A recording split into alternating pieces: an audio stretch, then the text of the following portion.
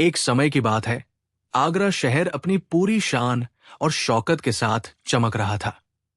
यमुना नदी के किनारे बसा ये शहर मुगल सल्तनत की राजधानी था और यहाँ के हर कूचे में बादशाह अकबर के नाम का डंका बजता था।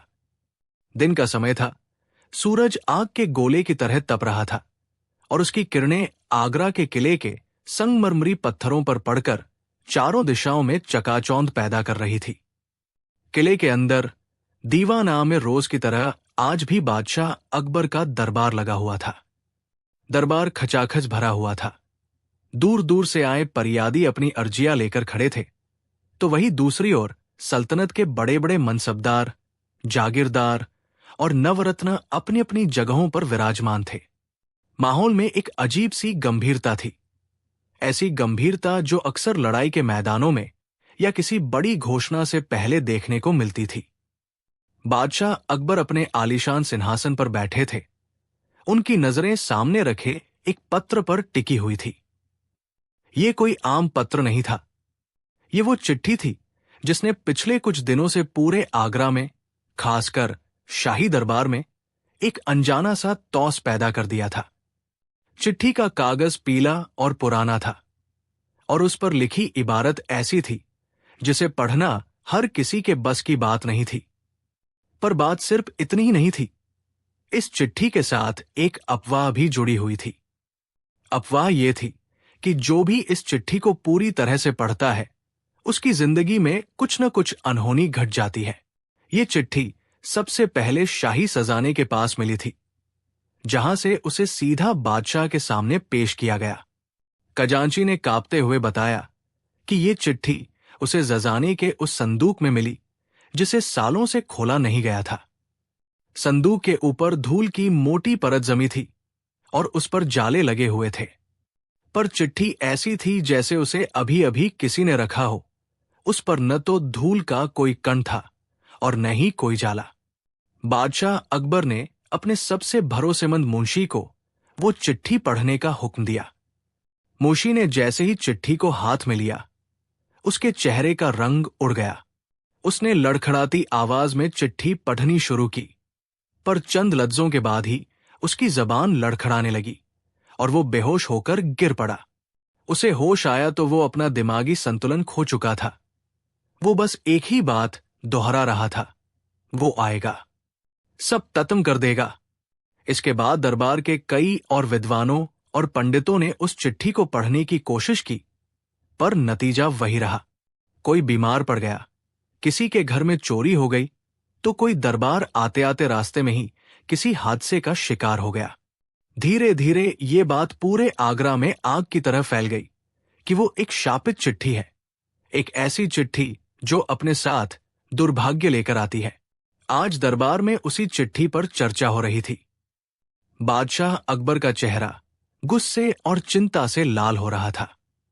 उन्होंने अपनी भारी आवाज में कहा, क्या इस पूरी सल्तनत में कोई ऐसा सूरमा नहीं है जो इस मनहूस चिट्ठी का राज खोल सके? क्या हम मुट्ठी भर लफ्जों से डरकर बैठ जाएंगे? दरबार में सन्नाटा छाया हुआ था। किसी की हिम्मत नहीं हो रही थी कि वो बादशाह की आंखों में आंखें डालकर कुछ कह सके। सबके सब सिर झुकाए ऐसे बैठे थे जैसे वो इंसान न होकर पत्थर की मूर्तें हों। तभी उस खामोशी को चीरती हुई एक आवाज आई, जहांपनाह, अगर आपकी इजाजत हो तो क्या आपका ये गुलाम उस चिट्ठी को एक नजर देख सकता है? सबकी नजरें उस आवाज की ओर घूम गई। ये आवाज किसी और की नहीं, बल्कि बादशाह के सबसे प्रिय और बुद्धिमान सलाहकार बीरबल की थी। बीरबल अपनी जगह से उठकर खड़े हुए और उन्होंने बादशाह को अदब से सलाम किया। बीरबल के चेहरे पर न तो कोई डर था और न ही कोई घबराहट। उनकी आंखों में हमेशा की तरह एक चमक थी, एक ऐसी चमक जो किसी भी पहेली को सुलझाने के लिए मचलती रहती थी। बादशाह अकबर के चेहरे पर हल्की सी मुस्कान आई। उन्हें बीरबल पर पूरा भरोसा था। उन्होंने कहा, बीरबल, हमें तुमसे यही उम्मीद थी। आओ और देखो, इस चिट्ठी कोड पर ध्यान रहे, ये कोई मजाक नहीं है। इसके साथ कई लोगों की बुरी किस्मत जुड़ी हुई है। बीरबल मुस्कुराए और बोले, जहांपनाह, किस्मत तो ऊपर वाले के हाथ में होती है। हम तो बस अपनी अकल का इस्तेमाल कर सकते हैं। और जहां तक दुर्भाग्य की बात है, तो सबसे बड़ा दुर्भाग्य तो अज्ञानता और वहम में जीना है। ये कहकर बीरबल आगे बढ़े और उस चिट्ठी को अपने हाथ में उठा लिया। पूरा दरबार सांस रोके बीरबल को देख रहा था। कुछ दरबारी जो बीरबल से जलते थे, मन ही मन खुश हो रहे थे। वो सोच रहे थे कि आज बीरबल का घमंड चूर चूर हो जाएगा। आज उसे भी पता चलेगा कि डर क्या होता है। बीरबल ने चिट्ठी को बड़े ध्यान से देखा। उसकी बनावट, उसका कागज, उस पर इस्तेमाल हुई स्याही, हर चीज को वो बारीकी से परख रहे थे। फिर उन्होंने चिट्ठी को खोला और उसे पढ़ना शुरू किया।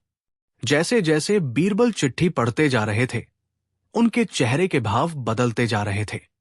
कभी उनकी भौहें तन जाती, तो कभी उनके होंठों पर एक रहस्यमयी मुस्कान आ जाती।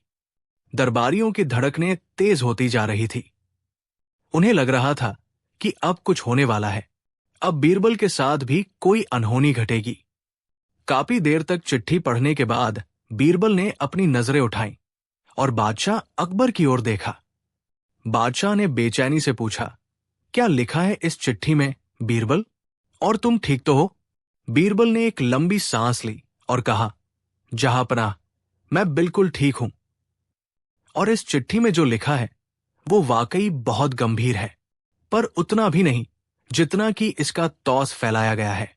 एक दरबारी ने अपनी जगह से उठकर कहा, बीरबल, साफ साफ क्यों नहीं बताते कि इसमें क्या लिखा है? हमें घुमाने की कोशिश मत करो। बीरबल ने उस दरबारी की ओर देखा और मुस्कुराकर बोले, सब्र मेरे दोस्त, सब्र। हर चीज का एक सही वक्त होता है। जहांपनाह, इस चिट्ठी का राज मैं आपको जरूर बताऊंगा, पर अकेले में, क्योंकि इसमें कुछ ऐसी बातें लिखी हैं जिन्हें यूं भरे दरबार में बताना सल्तनत की सुरक्षा के लिए ठीक नहीं होगा। बादशाह अकबर बीरबल की बात से सहमत हो गए। उन्होंने दीवान आम को बर्खास्त करने का हुक्म दिया और बीरबल को लेकर दीवान ताज की ओर चल दिए। दरबारी आपस में कानाफूसी करने लगे। किसी को समझ नहीं आ रहा था कि आखिर उस चिट्ठी में ऐसा क्या लिखा हो सकता है जिसे बीरबल भरे दरबार में नहीं बता सकते। क्या वो कोई टुफिया पैशाम है, या किसी दुश्मन की साजिश, या फिर सच में कोई जादुई श्राप? आप लोगों को क्या लगता है उस चिट्ठी में क्या लिखा होगा? जरा अपना दिमाग दौड़ाइए और नीचे कमेंट्स में हमें बताइए। देखते हैं किसका अंदाजा सही निकलता है। और हां, अगर कहानी में मजा आ रहा है तो इस कहानी को एक लाइक जरूर कर दीजिए। आपके एक लाइक से हमारा हौसला बढ़ता है। अब आगे की कहानी सुनिए। दीवान-ए-ताश में बादशाह अकबर और बीरबल के सिवा और कोई नहीं था। वहां का माहौल दीवान आम से भी ज्यादा गंभीर था। बादशाह अपने सिंहासन पर बैठे थे और बीरबल उनके सामने खड़े थे। अब बताओ बीरबल, बादशाह ने कहा, क्या है इस चिट्ठी का राज? और ये भी बताओ कि इसे पढ़ने के बाद लोगों के साथ जो अनहोनियां हो रही हैं, उनका क्या कारण है?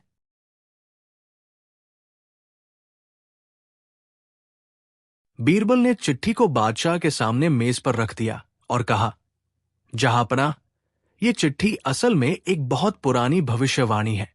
इसे किसी बहुत बड़े ज्योतिषी ने लिखा था, शायद सैकड़ों साल पहले।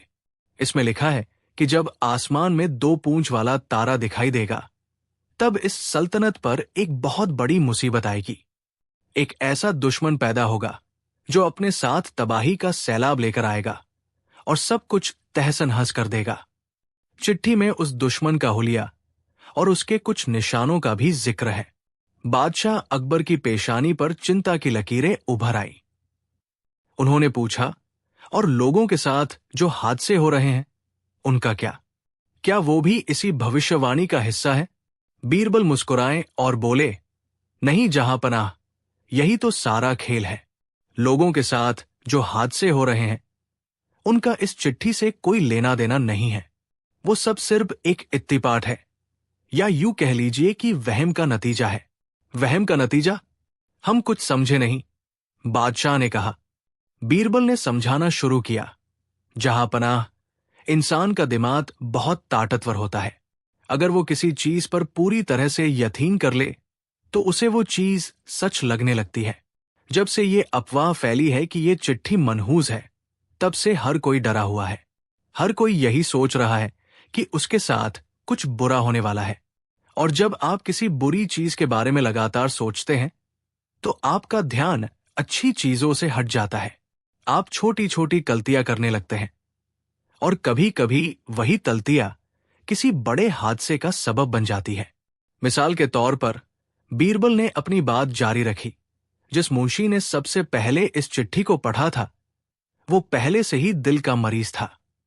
चिट्ठी का खौफ उस पर इतना हावी हो गया कि उसे दिल का दौरा पड़ गया। और जो दूसरा दरबारी बीमार पड़ा वो पिछले कई दिनों से मौसम की मार झेल रहा था। डर की वजह से उसकी बीमारी और बढ़ गई। जिसके घर में चोरी हुई वो खुद इतना डरा हुआ था कि रात को दरवाजा ठीक से बंद करना ही भूल गया। बादशाह अकबर बड़े ध्यान से बीरबल की बातें सुन रहे थे। उन्हें धीरे धीरे सारी बात समझ में आ रही थी। बीरबल ने आगे कहा, जहांपनाह, इस चिट्ठी का असली तत्रा इसकी भविष्यवाणी नहीं बल्कि इससे पैदा हुआ वहम है। और इस वहम को फैलाने वाला कोई और नहीं बल्कि दरबार में ही मौजूद कोई ऐसा शख्स है जो नहीं चाहता कि सल्तनत में अमन चैन बना रहे। उसने जानबूझकर इस चिट्ठी को वजाने से निकलवाया और इसके बारे में झूठी अफवाहें फैलाई ताकि लोगों में डर और अविश्वास का माहौल पैदा हो सके। वो चाहता है कि हम सब इस चिट्ठी में उलझे रहें और वो पर्दे के पीछे अपनी साजिश को अंजाम दे सके। ये सुनकर बादशाह अकबर का खून खौल उठा। उन्होंने अपनी तलवार की मूठ पर हाथ रखते हुए कहा, कौन है वो गद्दार? हमें उसका नाम बताओ। बीरबल। हम उसे ऐसी सजा देंगे कि उसकी आने वाली नस्लें भी याद रखेंगी। बीरबल ने कहा, जहांपनाह, अभी मेरे पास कोई सबूत नहीं है, पर मुझे यकीन है कि वो शख्स जल्द ही कोई ऐसी तलती करेगा जिससे वो खुद ब खुद बेनचाब हो जाएगा। हमें बस थोड़ा सब्र रखना होगा और सही वक्त का इंतजार करना होगा। बादशाह ने पूछा, तो अब हमें क्या करना चाहिए? क्या हम हाथ पर हाथ धरे बैठे रहें? नहीं, जहांपनाह, बीरबल ने कहा, हमें सबसे पहले लोगों के दिल से इस चिट्ठी का डर निकालना होगा। और इसका एक ही तरीका है, हमें यह साबित करना होगा कि यह चिट्ठी मनहूस नहीं है। और यह काम मैं खुद करूंगा। तुम क्या करोगे, बीरबल? बादशाह ने उत्सुकता से पूछा। बीरबल की आंखों में एक शरारती चमक उभरी। उन्होंने कहा, जहांपनाह, मैं ऐलान करूंगा कि मैं इस चिट्ठी को अपने घर ले जा रहा हूं। मैं इसे 7 दिनों तक अपने पास रखूंगा। अगर 7 दिनों के अंदर मेरे साथ कोई अनहोनी नहीं हुई तो यह साबित हो जाएगा कि यह चिट्ठी मनहूस नहीं है। बादशाह अकबर बीरबल की इस योजना से बहुत प्रभावित हुए। उन्होंने कहा, तुम अपनी जान नतरे में डाल रहे हो, बीरबल। अगर वो साजिश करने वाला शख्स तुम्हें कोई नुकसान पहुंचाने की कोशिश करे तो? बीरबल ने जवाब दिया, जहांपनाह, जब तक आपका साया मेरे सर पर है मेरा कोई कुछ नहीं बिगाड़ सकता। और वैसे भी वो शख्स मुझे कोई सीधा नुकसान पहुंचाने की हिम्मत नहीं करेगा, क्योंकि अगर मुझे कुछ हो गया तो आपका पहला शक उसी पर जाएगा। वो जो भी करेगा बहुत होशियारी से करेगा और हमें उसी की होशियारी को पकड़ना है। अगले दिन बीरबल ने भरे दरबार में ये ऐलान कर दिया कि वो उस शापित चिट्ठी को 7 दिनों के लिए अपने घर ले जा रहे हैं। ये सुनकर दरबार में एक बार फिर कानाफूसी का दौर शुरू हो गया। बीरबल के दोस्तों को उनकी चिंता होने लगी तो वही उनके दुश्मन मन ही मन जश्न मनाने लगे। उन्हें लगा कि बीरबल ने खुद ही अपनी मौत को दावत दे दी है। बीरबल उस चिट्ठी को लेकर अपने घर आ गए। उन्होंने उसे अपनी सबसे महफूज तिजोरी में रख दिया और ऐसे रहने लगे जैसे कुछ हुआ ही न हो। वो रोज की तरह दरबार जाते, लोगों से हंस बोल कर मिलते और अपनी जिम्मेदारियां निभाते। पहला दिन गुजरा, कुछ नहीं हुआ। दूसरा दिन गुजरा, कुछ नहीं हुआ। तीसरा, चौथा, 5वां दिन गुजरते जा रहे थे और बीरबल बिल्कुल सही सलामत थे। उनके चेहरे पर चिंता की एक लकीर तक नहीं थी। जैसे जैसे दिन बीत रहे थे लोगों का डर कम होता जा रहा था। उन्हें लगने लगा था कि बीरबल सही कहते हैं, ये चिट्ठी मनहूस नहीं है, ये सब सिर्फ एक वहम है। लेकिन बीरबल के दुश्मन परेशान थे। उनकी साजिश नाकाम होती दिख रही थी। उन्होंने सोचा था कि बीरबल के साथ कोई ना कोई हादसा जरूर होगा, पर ऐसा कुछ नहीं हो रहा था। उन दुश्मनों का सरगना था दरबार का एक बड़ा मंत्री, मीर थासिम। मीर थासिम बहुत ही चालाक और मक्कार इंसान था। वो बीरबल की बढ़ती हुई शोहरत से जलता था और किसी भी तरह उसे बादशाह की नजरों से गिराना चाहता था। ये चिट्ठी वाली साजिश उसी ने रची थी। उसने ही अपने एक आदमी से कहकर वो पुरानी भविष्यवाणी वाली चिट्ठी सजाने में रखवाई थी और फिर उसके बारे में अफवाहें फैलाई थी। जब उसने देखा कि बीरबल 7 दिनों तक सही सलामत है, तो वो आगब बुला हो गया। उसने सोचा कि अब उसे कुछ बड़ा करना होगा, कुछ ऐसा जिससे बीरबल की इज्जत मिट्टी में मिल जाए और बादशाह का भरोसा उस पर से उठ जाए। 7वें दिन की रात थी। बीरबल अपने कमरे में गहरी नींद में सो रहे थे। तभी उनके घर के बाहर कुछ आहट हुई। मीर थासिम ने अपने कुछ गुंडों को भेजा था। उनका मकसद बीरबल को मारना नहीं था, बल्कि उनके घर में आग लगाना था। वो चाहते थे कि सब कुछ जलकर टाक हो जाए और साथ में वो चिट्ठी भी। फिर वो ये अफवाह फैला देते कि चिट्ठी के श्राप ने बीरबल का घर जला दिया। गुंडों ने चुपके से बीरबल के घर को चारों ओर से घेर लिया और उसमें आग लगा दी। देखते ही देखते आग की लपटें आसमान छूने लगी। बीरबल की नींद धुएं की गंध से टूटी। उन्होंने उठकर देखा तो उनके होश उड़ गए। उनका पूरा घर आग की लपटों से घिरा हुआ था। उन्होंने फौरन अपनी पत्नी और बच्चों को जगाया और उन्हें किसी तरह घर के पिछवाड़े से बाहर निकाला।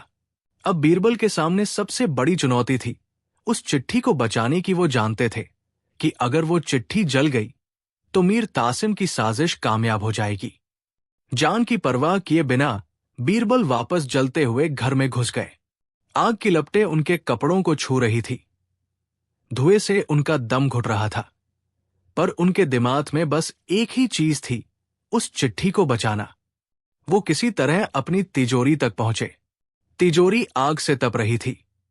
उन्होंने अपने अंगोछे से उसे खोलने की कोशिश की, पर वो इतनी गर्म थी कि उनके हाथ जल गए। दोस्तों, क्या आपको लगता है कि बीरबल उस चिट्ठी को बचा पाएंगे या फिर मीर थासिम की साजिश कामयाब हो जाएगी? आपकी राय हमारे लिए बहुत मायने रखती है। नीचे कमेंट करके जरूर बताइए। और अगर आप कहानी के इस मोड़ पर दांतों तले उंगली दबा चुके हैं, तो इस कहानी को अपने दोस्तों और परिवार के साथ शेयर करना मत भूलिएगा। क्या पता उन्हें भी ये कहानी उतनी ही पसंद आए जितनी आपको आ रही है। चलिए अब देखते हैं कि आगे क्या होता है। बीरबल ने हिम्मत नहीं हारी। उन्होंने पास में रखे पानी के एक घड़े को उठाया और सारा पानी तिजोरी पर डाल दिया। तिजोरी से भाप का एक बड़ा सा गुबार उठा। फिर उन्होंने अपनी पूरी ताकत लगाकर तिजोरी का दरवाजा खोला और अंदर से वो चिट्ठी निकाल ली। चिट्ठी को हाथ में लेकर वो जैसे ही पलटे, छत का एक जलता हुआ हिस्सा उनके ऊपर गिरने ही वाला था। पर तभी किसी ने उन्हें धक्का देकर एक तरफ गिरा दिया और चुद उस जलते हुए हिस्से के नीचे आ गया। बीरबल ने मुड़कर देखा तो वो बादशाह अकबर के सबसे वफादार सिपाही थे, जिन्हें बादशाह ने बीरबल की हिफाजत के लिए खुफिया तौर पर तैनात किया था। बाहर शोर सुनकर गांव के लोग इकट्ठा हो गए थे।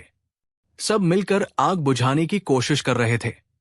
थोड़ी देर में आग पर काबू पा लिया गया, पर तब तक बीरबल का घर लगभग पूरी तरह जलकर टाक हो चुका था। अगली सुबह ये खबर पूरे आगरा में फैल गई। बीरबल के दुश्मन बहुत खुश थे। मीर तासिम ने दरबार में जाकर बादशाह के कान भरने शुरू कर दिए। देखा जहांपनाह, उसने कहा, मैंने तो पहले ही कहा था कि ये चिट्ठी मनहूस है। बीरबल ने हमारी बात नहीं मानी और देखिए उसका क्या हश्र हुआ। उसका पूरा घर जलकर राख हो गया। गनीमत है कि उसकी जान बच गई। दूसरे दरबारी भी मीर तासिम की हाँ में हाँ मिलाने लगे। वो सब मिलकर बीरबल को गलत साबित करने पर तुले हुए थे। बादशाह अकबर खामोशी से सबकी बातें सुन रहे थे। उनके चेहरे पर कोई भाव नहीं था। तभी बीरबल दरबार में दाखिल हुए। उनके कपड़े धुएं से काले हो रहे थे और उनके हाथ पर जले का निशान था, पर उनकी आंखों में वही पुरानी चमक थी। उन्होंने आकर बादशाह को सलाम किया। मीर तासिम ने तंज कसते हुए कहा, क्यों बीरबल, अब तो मान गए न कि वो चिट्ठी मनहूस है? अब तो तुम्हारी सारी हेकड़ी निकल गई होगी। बीरबल मुस्कुराए और अपनी जेब से वो चिट्ठी निकालकर सबके सामने लहराते हुए बोले, मनहूस ये चिट्ठी नहीं, बल्कि वो लोग हैं जिनकी सोच मनहूस है। और जहां तक मेरे घर के जलने की बात है, तो वो किसी श्राप की वजह से नहीं, बल्कि एक सोची समझी साजिश के तहत जलाया गया है। ये सुनकर दरबार में सन्नाटा छा गया। क्या मतलब है तुम्हारा? बादशाह अकबर ने पूछा। बीरबल ने कहा, जहांपनाह, जब मैंने ये चिट्ठी अपने पास रखी थी, तभी मुझे अंदाजा हो गया था कि असली साजिश करने वाला शख्स चुप नहीं बैठेगा। वो मुझे नुकसान पहुंचाने की कोई न कोई कोशिश जरूर करेगा। इसलिए मैंने पहले से ही कुछ इंतजाम कर रखे थे। मैंने अपने कुछ जासूसों को अपने ही घर के आसपास तैनात कर दिया था, ताकि वो हर आने जाने वाले पर नजर रख सकें। बीरबल ने अपनी बात आगे बढ़ाते हुए कहा, कल रात जब मेरे घर में आग लगाई गई, तो मेरे जासूसों ने उन गुंडों को देख लिया था और उन्होंने उनमें से एक को जिंदा पकड़ भी लिया है। और उस गुंडे ने अपना मुंह खोल दिया है। उसने बता दिया है कि उसे ये काम करने के लिए किसने भेजा था। ये सुनते ही मीर तासिम के पैरों तले जमीन खिसक गई। उसके चेहरे का रंग पच हो गया और वो पसीने से तरबतर हो गया। बीरबल ने मीर तासिम की ओर इशारा करते हुए कहा, जहांपनाह, वो गद्दार कोई और नहीं, बल्कि आपका ये वफादार मंत्री मीर तासिम है। इसी ने ये सारी साजिश रची थी, ताकि सल्तनत में अपराधपरी का माहौल पैदा हो और वो उसका फायदा उठा सके। इसी ने मेरे घर में आग लगवाई थी, ताकि ये साबित कर सके कि ये चिट्ठी मनहूस है और मैं झूठा हूं। मीर तासिम चीत कर बोला, ये झूठ है। ये मुझे फंसाने की साजिश कर रहा है। मेरे पास इसके खिलाफ कोई सबूत नहीं है। सबूत है, बीरबल ने कहा, और सबूत ये चिट्ठी खुद है। सब हैरान थे, एक चिट्ठी सबूत कैसे हो सकती थी? बीरबल ने समझाना शुरू किया, जहांपनाह, जब मैंने पहली बार इस चिट्ठी को पढ़ा था, तभी मुझे एक बात अजीब लगी थी। ये चिट्ठी सैकड़ों साल पुरानी बताई जा रही थी, पर इसकी स्याही एकदम नई लग रही थी। मैंने जब इसकी जांच की तो पता चला कि यह स्याही वही शास स्याही है जिसे सिर्फ शाही दस्तावेज लिखने के लिए इस्तेमाल किया जाता है, और यह स्याही सिर्फ कुछ खास लोगों को ही दी जाती है, जिनमें से एक मीर तासिम भी है। और दूसरी बात, बीरबल ने कहा, इस चिट्ठी में जिस 2 पूंछ वाले तारे का जिक्र है, वो आज से ठीक 20 साल पहले आसमान में दिखाई दिया था, और उसी दिन मीर तासिम के घर में एक बेटे का जन्म हुआ था, जिसके माथे पर पैदाइशी एक निशान है, ठीक वैसा ही जैसा इस चिट्ठी में दुश्मन के निशान के बारे में बताया गया है। बीरबल ने मीर तासिम की ओर देखकर कहा, मीर तासिम, तुम खुद को अगला बादशाह बनाना चाहते थे। तुमने इस पुरानी भविष्यवाणी का सहारा लेकर एक झूठी कहानी गढ़ी। तुमने खुद ये चिट्ठी लिखवाई और उसे जजाने में रखवा दिया, ताकि वक्त आने पर तुम अपने ही बेटे को वो मसीहा या वो दुश्मन बनाकर पेश कर सको, जैसा भी तुम्हें वायदेमंद लगता। तुमने सोचा था कि लोग डर जाएंगे और तुम्हारी बात मान लेंगे, पर तुम एक बात भूल गए, मीर तासिम। बुराई कितनी भी ताकतवर क्यों न हो, एक न एक दिन उसका अंत जरूर होता है। सच सामने आ चुका था। मीर तासिम के पास कहने के लिए कुछ नहीं था। उसने बादशाह अकबर के कदमों में गिरकर अपनी जान की भीख मांगी। लेकिन बादशाह अकबर धोखेबाजों को माफ नहीं करते थे। उन्होंने हुक्म दिया कि मीर तासिम को उसके किए की सजा दी जाए और उसे जिंदगी भर के लिए काल कोठरी में डाल दिया जाए। इस तरह बीरबल ने अपनी बुद्धिमानी और सूझबूझ से न सिर्फ एक बड़ी साजिश को बेनठाब किया, बल्कि लोगों के दिलों से एक झूठे वहम को भी दूर किया। उन्होंने ये साबित कर दिया कि असली शक्ति किसी चिट्ठी या भविष्यवाणी में नहीं, बल्कि इंसान की अपनी अथल और हिम्मत में होती है। बादशाह अकबर बीरबल से बहुत खुश हुए। उन्होंने बीरबल को ढेरों इनाम दिए और उन्हें गले से लगा लिया। तो दोस्तों, ये थी कहानी उस चिट्ठी की जिससे सब डरते थे। उम्मीद है आपको ये कहानी पसंद आई होगी। आपने देखा कि कैसे एक झूठे वहम ने लोगों के दिलों में कौस पैदा कर दिया था और कैसे बीरबल ने अपनी चतुराई से उस कौश का पर्दाफाश किया। ये कहानी हमें सिखाती है कि हमें सुनी सुनाई बातों पर आंख बंद करके भरोसा नहीं करना चाहिए, बल्कि हर बात को अपनी तर्क की कसौटी पर परखना चाहिए। अगर आपको बीरबल की ये चतुराई भरी कहानी वाकई अच्छी लगी हो, तो हमारे इस प्रयास को अपना प्यार देने के लिए आप सुपर थैंक्स का इस्तेमाल भी कर सकते हैं। आपका छोटा सा योगदान हमें ऐसी ही और भी मजेदार और ज्ञानवर्धक कहानियां आप तक पहुंचाने के लिए प्रेरित करता है। और हां, हमारे चैनल को सब्सक्राइब करना तो बिल्कुल भी मत भूलिएगा, ताकि आप हमारी कोई भी आने वाली कहानी मिस ना करें। हम आपसे जल्द ही मिलेंगे एक नई कहानी के साथ। तब तक के लिए अपना ख्याल रखिए और हमेशा सच के साथ खड़े रहिए। वाह! पिछली कहानी पर आप लोगों के प्यार और हौसले ने तो हमारा दिल ही जीत लिया। आपके इतने सारे कमेंट्स और लाइक्स देखकर लगता है कि बीरबल की बुद्धिमानी की कहानियां आज भी लोगों के दिलों में जिंदा है। खैर, आपकी इसी मोहब्बत का मान रखते हुए हम हाजिर हैं एक और किस्सा लेकर। और हां, जैसा कि आपने पिछली बार कहा था, ये कहानी वहीं से शुरू होगी जहां पिछली खत्म हुई थी। या यूं कहिए कि उस कहानी के कुछ वक्त बाद, जब आगरा में सब कुछ शांत हो चुका था और मीर तासिम की साजिश को लोग लगभग भूल चुके थे, तो तैयार हो जाइए एक ऐसे सफर पर निकलने के लिए जहां झूठ के काले बादलों को बीरबल अपनी चालाकी की बिजली से चीर कर रख देंगे। ये कहानी है झूठ की एक ऐसी अनोखी परीक्षा की जिसने मुगल सल्तनत की नींव को हिलाकर रख दिया था।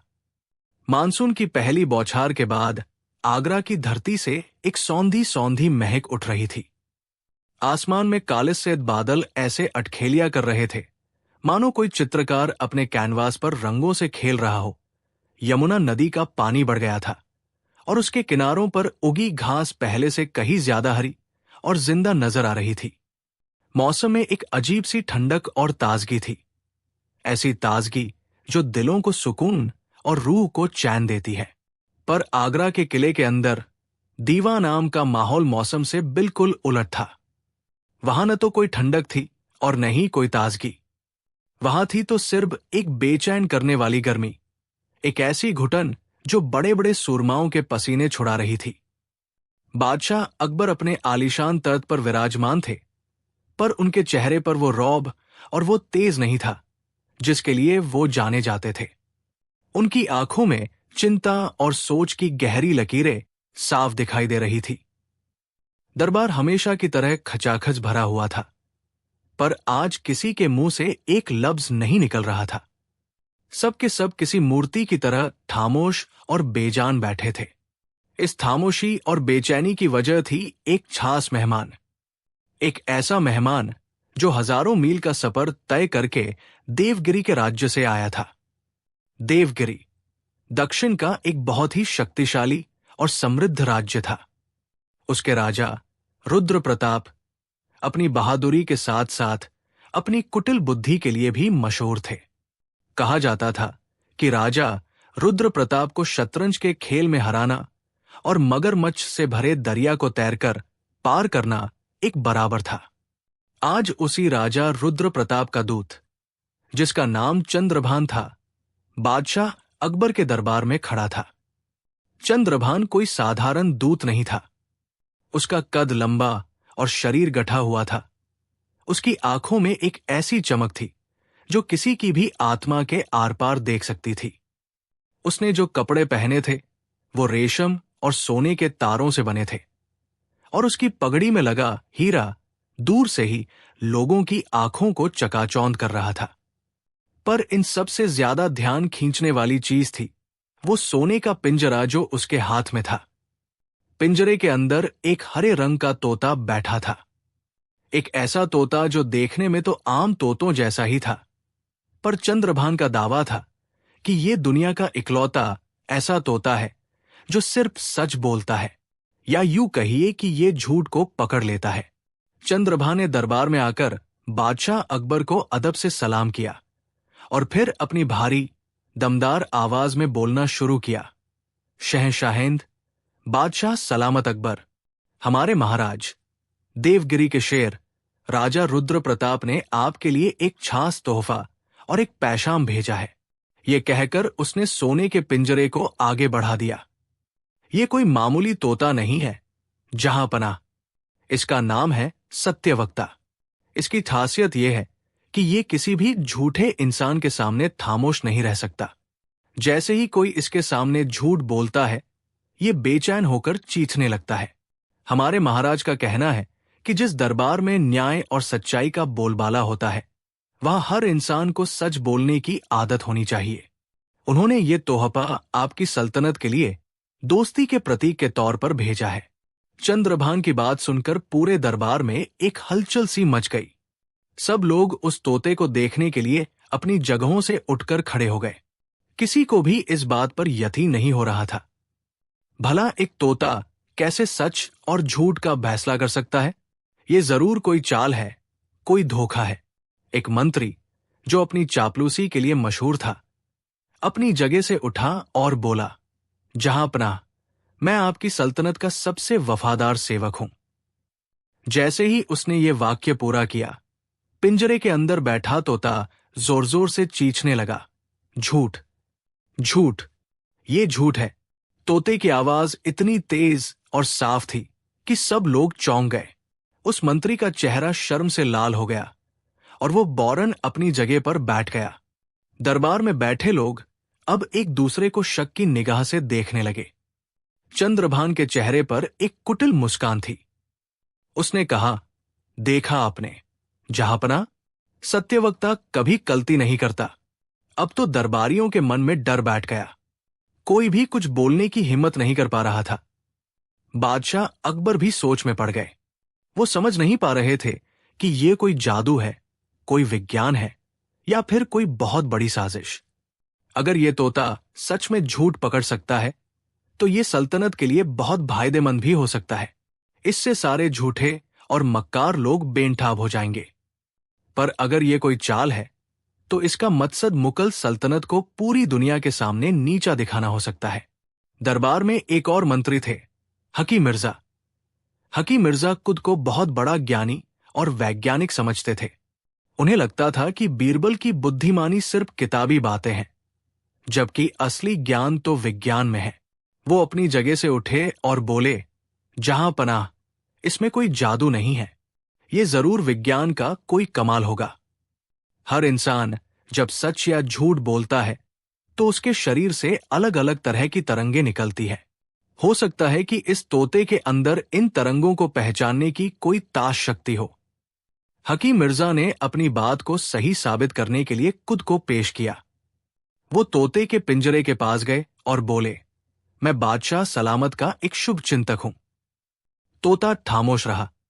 फिर उन्होंने कहा, मैं इस दरबार में मौजूद सबसे बुद्धिमान व्यक्ति हूं। तोता फौरन चीखने लगा, झूठ, झूठ, परम झूठ। हकीम मिर्जा का चेहरा देखने लायक था। उनकी सारी वैज्ञानिकता धरी की धरी रह गई। वो इतना झेम गए कि चुपचाप अपनी जगह पर जाकर बैठ गए। अब तो बादशाह अकबर की चिंता और बढ़ गई। उन्होंने दरबार में चारों ओर नजर दौड़ाई। उनकी नजरें किसी को ढूंढ रही थी, एक ऐसा शख्स जो इस मुश्किल पहेली को सुलझा सके। और वो शख्स थे बीरबल। बीरबल हमेशा की तरह अपनी जगह पर शांत बैठे थे। उनके चेहरे पर न तो कोई हैरानी थी, न कोई डर, और न ही कोई उत्साह। वो बस खामोशी से सब कुछ देख और सुन रहे थे, जैसे कोई नाटक चल रहा हो और वो उसके अगले दृश्य का इंतजार कर रहे हों।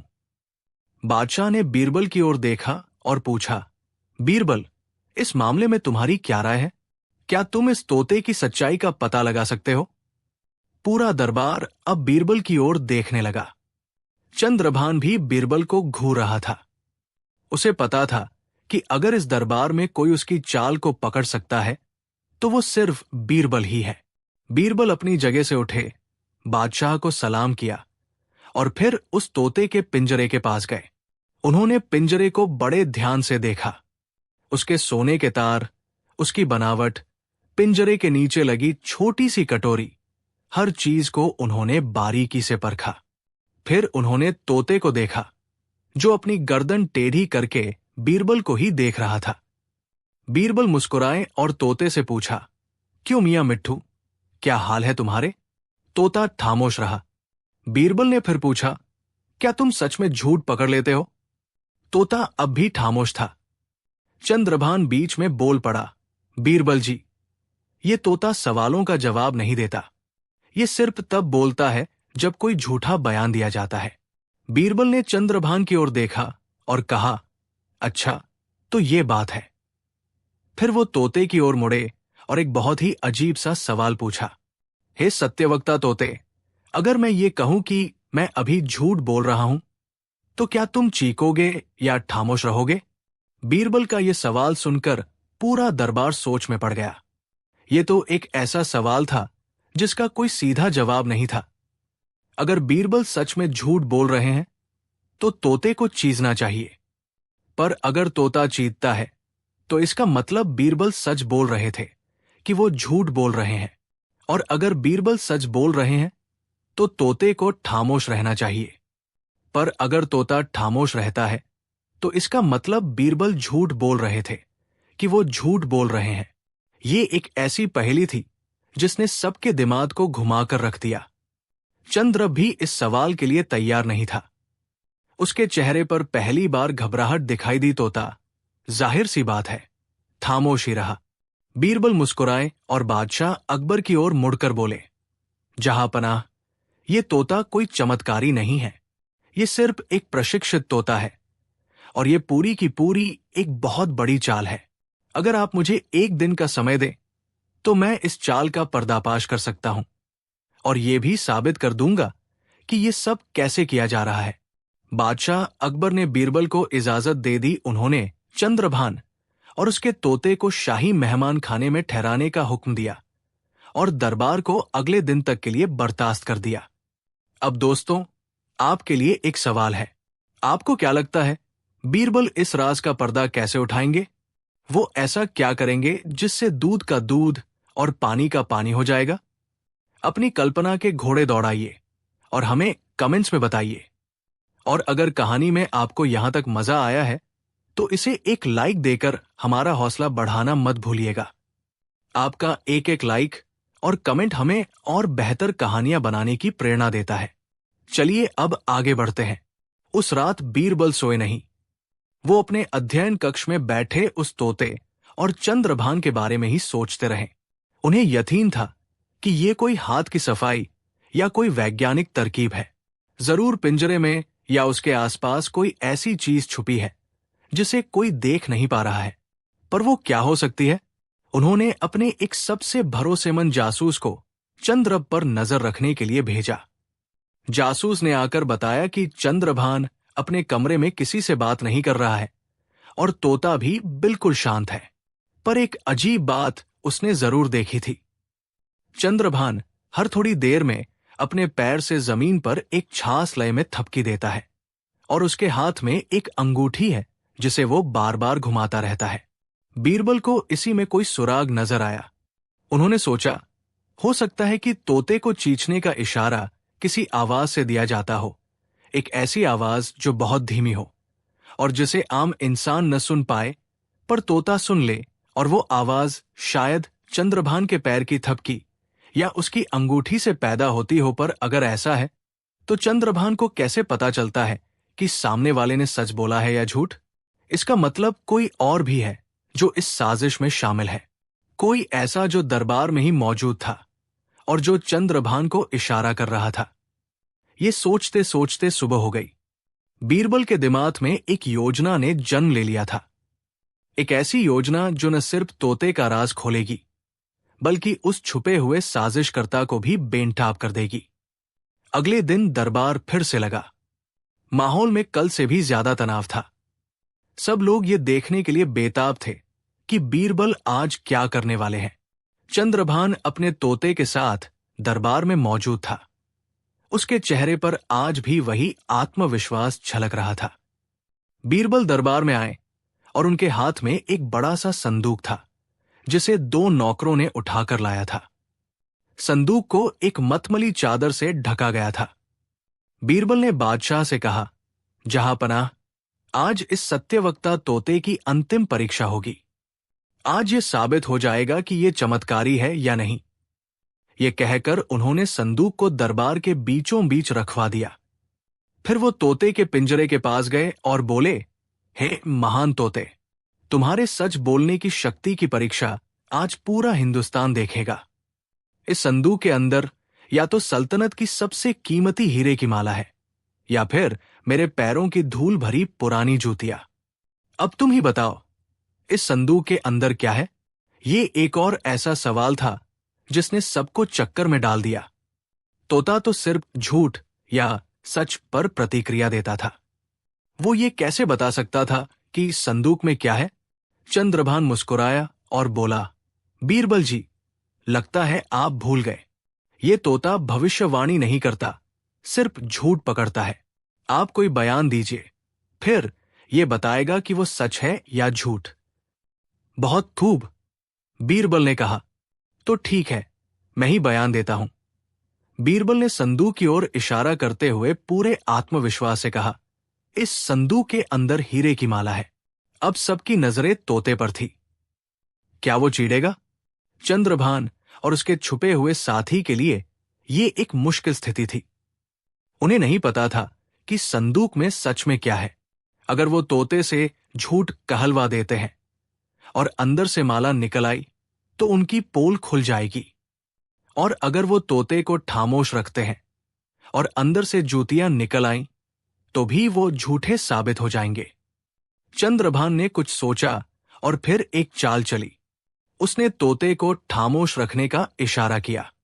उसे लगा कि बीरबल जैसा बुद्धिमान व्यक्ति अपनी पुरानी जूतियां दरबार में लाकर अपनी बेइज्जती नहीं करवाएगा।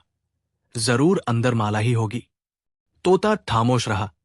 दरबार में बैठे लोग फुसफुसाने लगे, देखो, तोता खामोश है, इसका मतलब संदूक में सच में हीरे की माला है। हकीम मिर्जा ने भी विजयी भाव से बीरबल की ओर देखा। बीरबल मुस्कुराए। उनकी मुस्कुराहट में एक रहस्य था।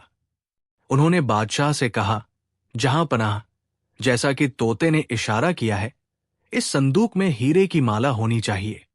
पर अंतिम फैसले से पहले मैं चाहता हूं कि देवगिरी के महान दूत श्री चंद्रभान जी खुद अपने हाथों से इस संदूक को खोलकर सबको दिखाएं कि इसके अंदर क्या है। चंद्रभान की छाती गर्व से चौड़ी हो गई। उसे लगा कि वो जीत गया है। वो आगे बढ़ा और संदूक पर ढकी चादर को हटाया। फिर उसने संदूक का भारी ढक्कन खोला। जैसे ही संदूक खुला, चंद्रभान समेत पूरे दरबार की आंखें फटी की फटी रह गई। संदूक के अंदर न तो हीरे की माला थी और न ही बीरबल की जूतियां। संदूक अंदर से बिल्कुल खाली था। दरबार में गहरा सन्नाटा छा गया। तोता झूठा साबित हो चुका था। उसने एक ऐसे बयान को सच मान लिया था जो असल में झूठ था। चंद्रभान का चेहरा पीला पड़ गया। उसे समझ नहीं आ रहा था कि उससे कहाँ चूक हो गई। बीरबल ने अपनी बुलंद आवाज में कहा, जहांपनाह, जैसा कि हम सब देख सकते हैं, ये तोता कोई सत्यवक्ता नहीं, बल्कि एक महाझूठा है। इसने मेरे झूठे बयान पर कोई प्रतिक्रिया नहीं दी, पर असली सवाल ये नहीं है। असली सवाल यह है कि इस धोखेबाजी के पीछे कौन है। ये कहकर बीरबल तेजी से उस पर्दे की ओर बढ़े जो दरबार के एक कोने में लगा था। उन्होंने एक ही झटके में उस पर्दे को खींचकर हटा दिया। पर्दे के पीछे एक आदमी बैठा था, जिसके कान में एक लंबी नली जैसा यंत्र लगा हुआ था और उसके हाथ में एक छोटी सी सीटी थी। ये वही आदमी था जो दरबार की बातें सुनकर चंद्रभान को इशारे दे रहा था और सीटी बजाकर तोते को चीथने पर मजबूर कर रहा था। सीटी की आवाज इतनी महीन थी कि उसे सिर्फ तोता ही सुन सकता था। सिपाहियों ने फौरन उस आदमी को पकड़ लिया। अब तो चंद्रभान की चोरी पूरी तरह से पकड़ी गई थी। उसने बादशाह के कदमों में गिरकर माफी मांगनी शुरू कर दी। बादशाह अकबर का चेहरा गुस्से से लाल था। उन्होंने अपनी तलवार निकाल ली और चंद्रभान की गर्दन पर रखते हुए कहा, तुम्हारी ये हिम्मत कैसे हुई कि तुमने मुगल सल्तनत के दरबार का मजाक उड़ाया? तुम्हारी इस गुस्ताखी की सजा सिर्फ मौत है। चंद्रभान कांप रहा था। उसे अपनी मौत सामने नजर आ रही थी।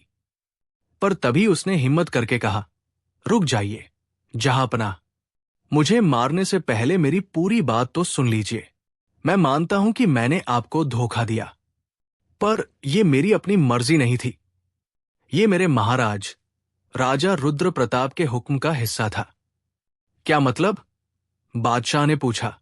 चंद्रभान ने कहा, जहांपनाह, आप दोनों की जीत हुई।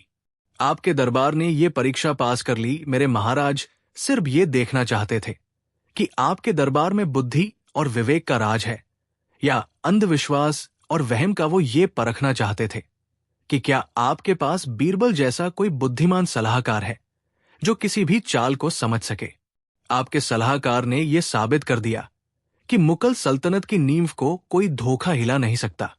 यह सुनकर बादशाह का गुस्सा थोड़ा शांत हुआ, पर चंद्रभान की बात अभी खत्म नहीं हुई थी। उसके चेहरे पर अब एक नई गंभीरता आ गई थी।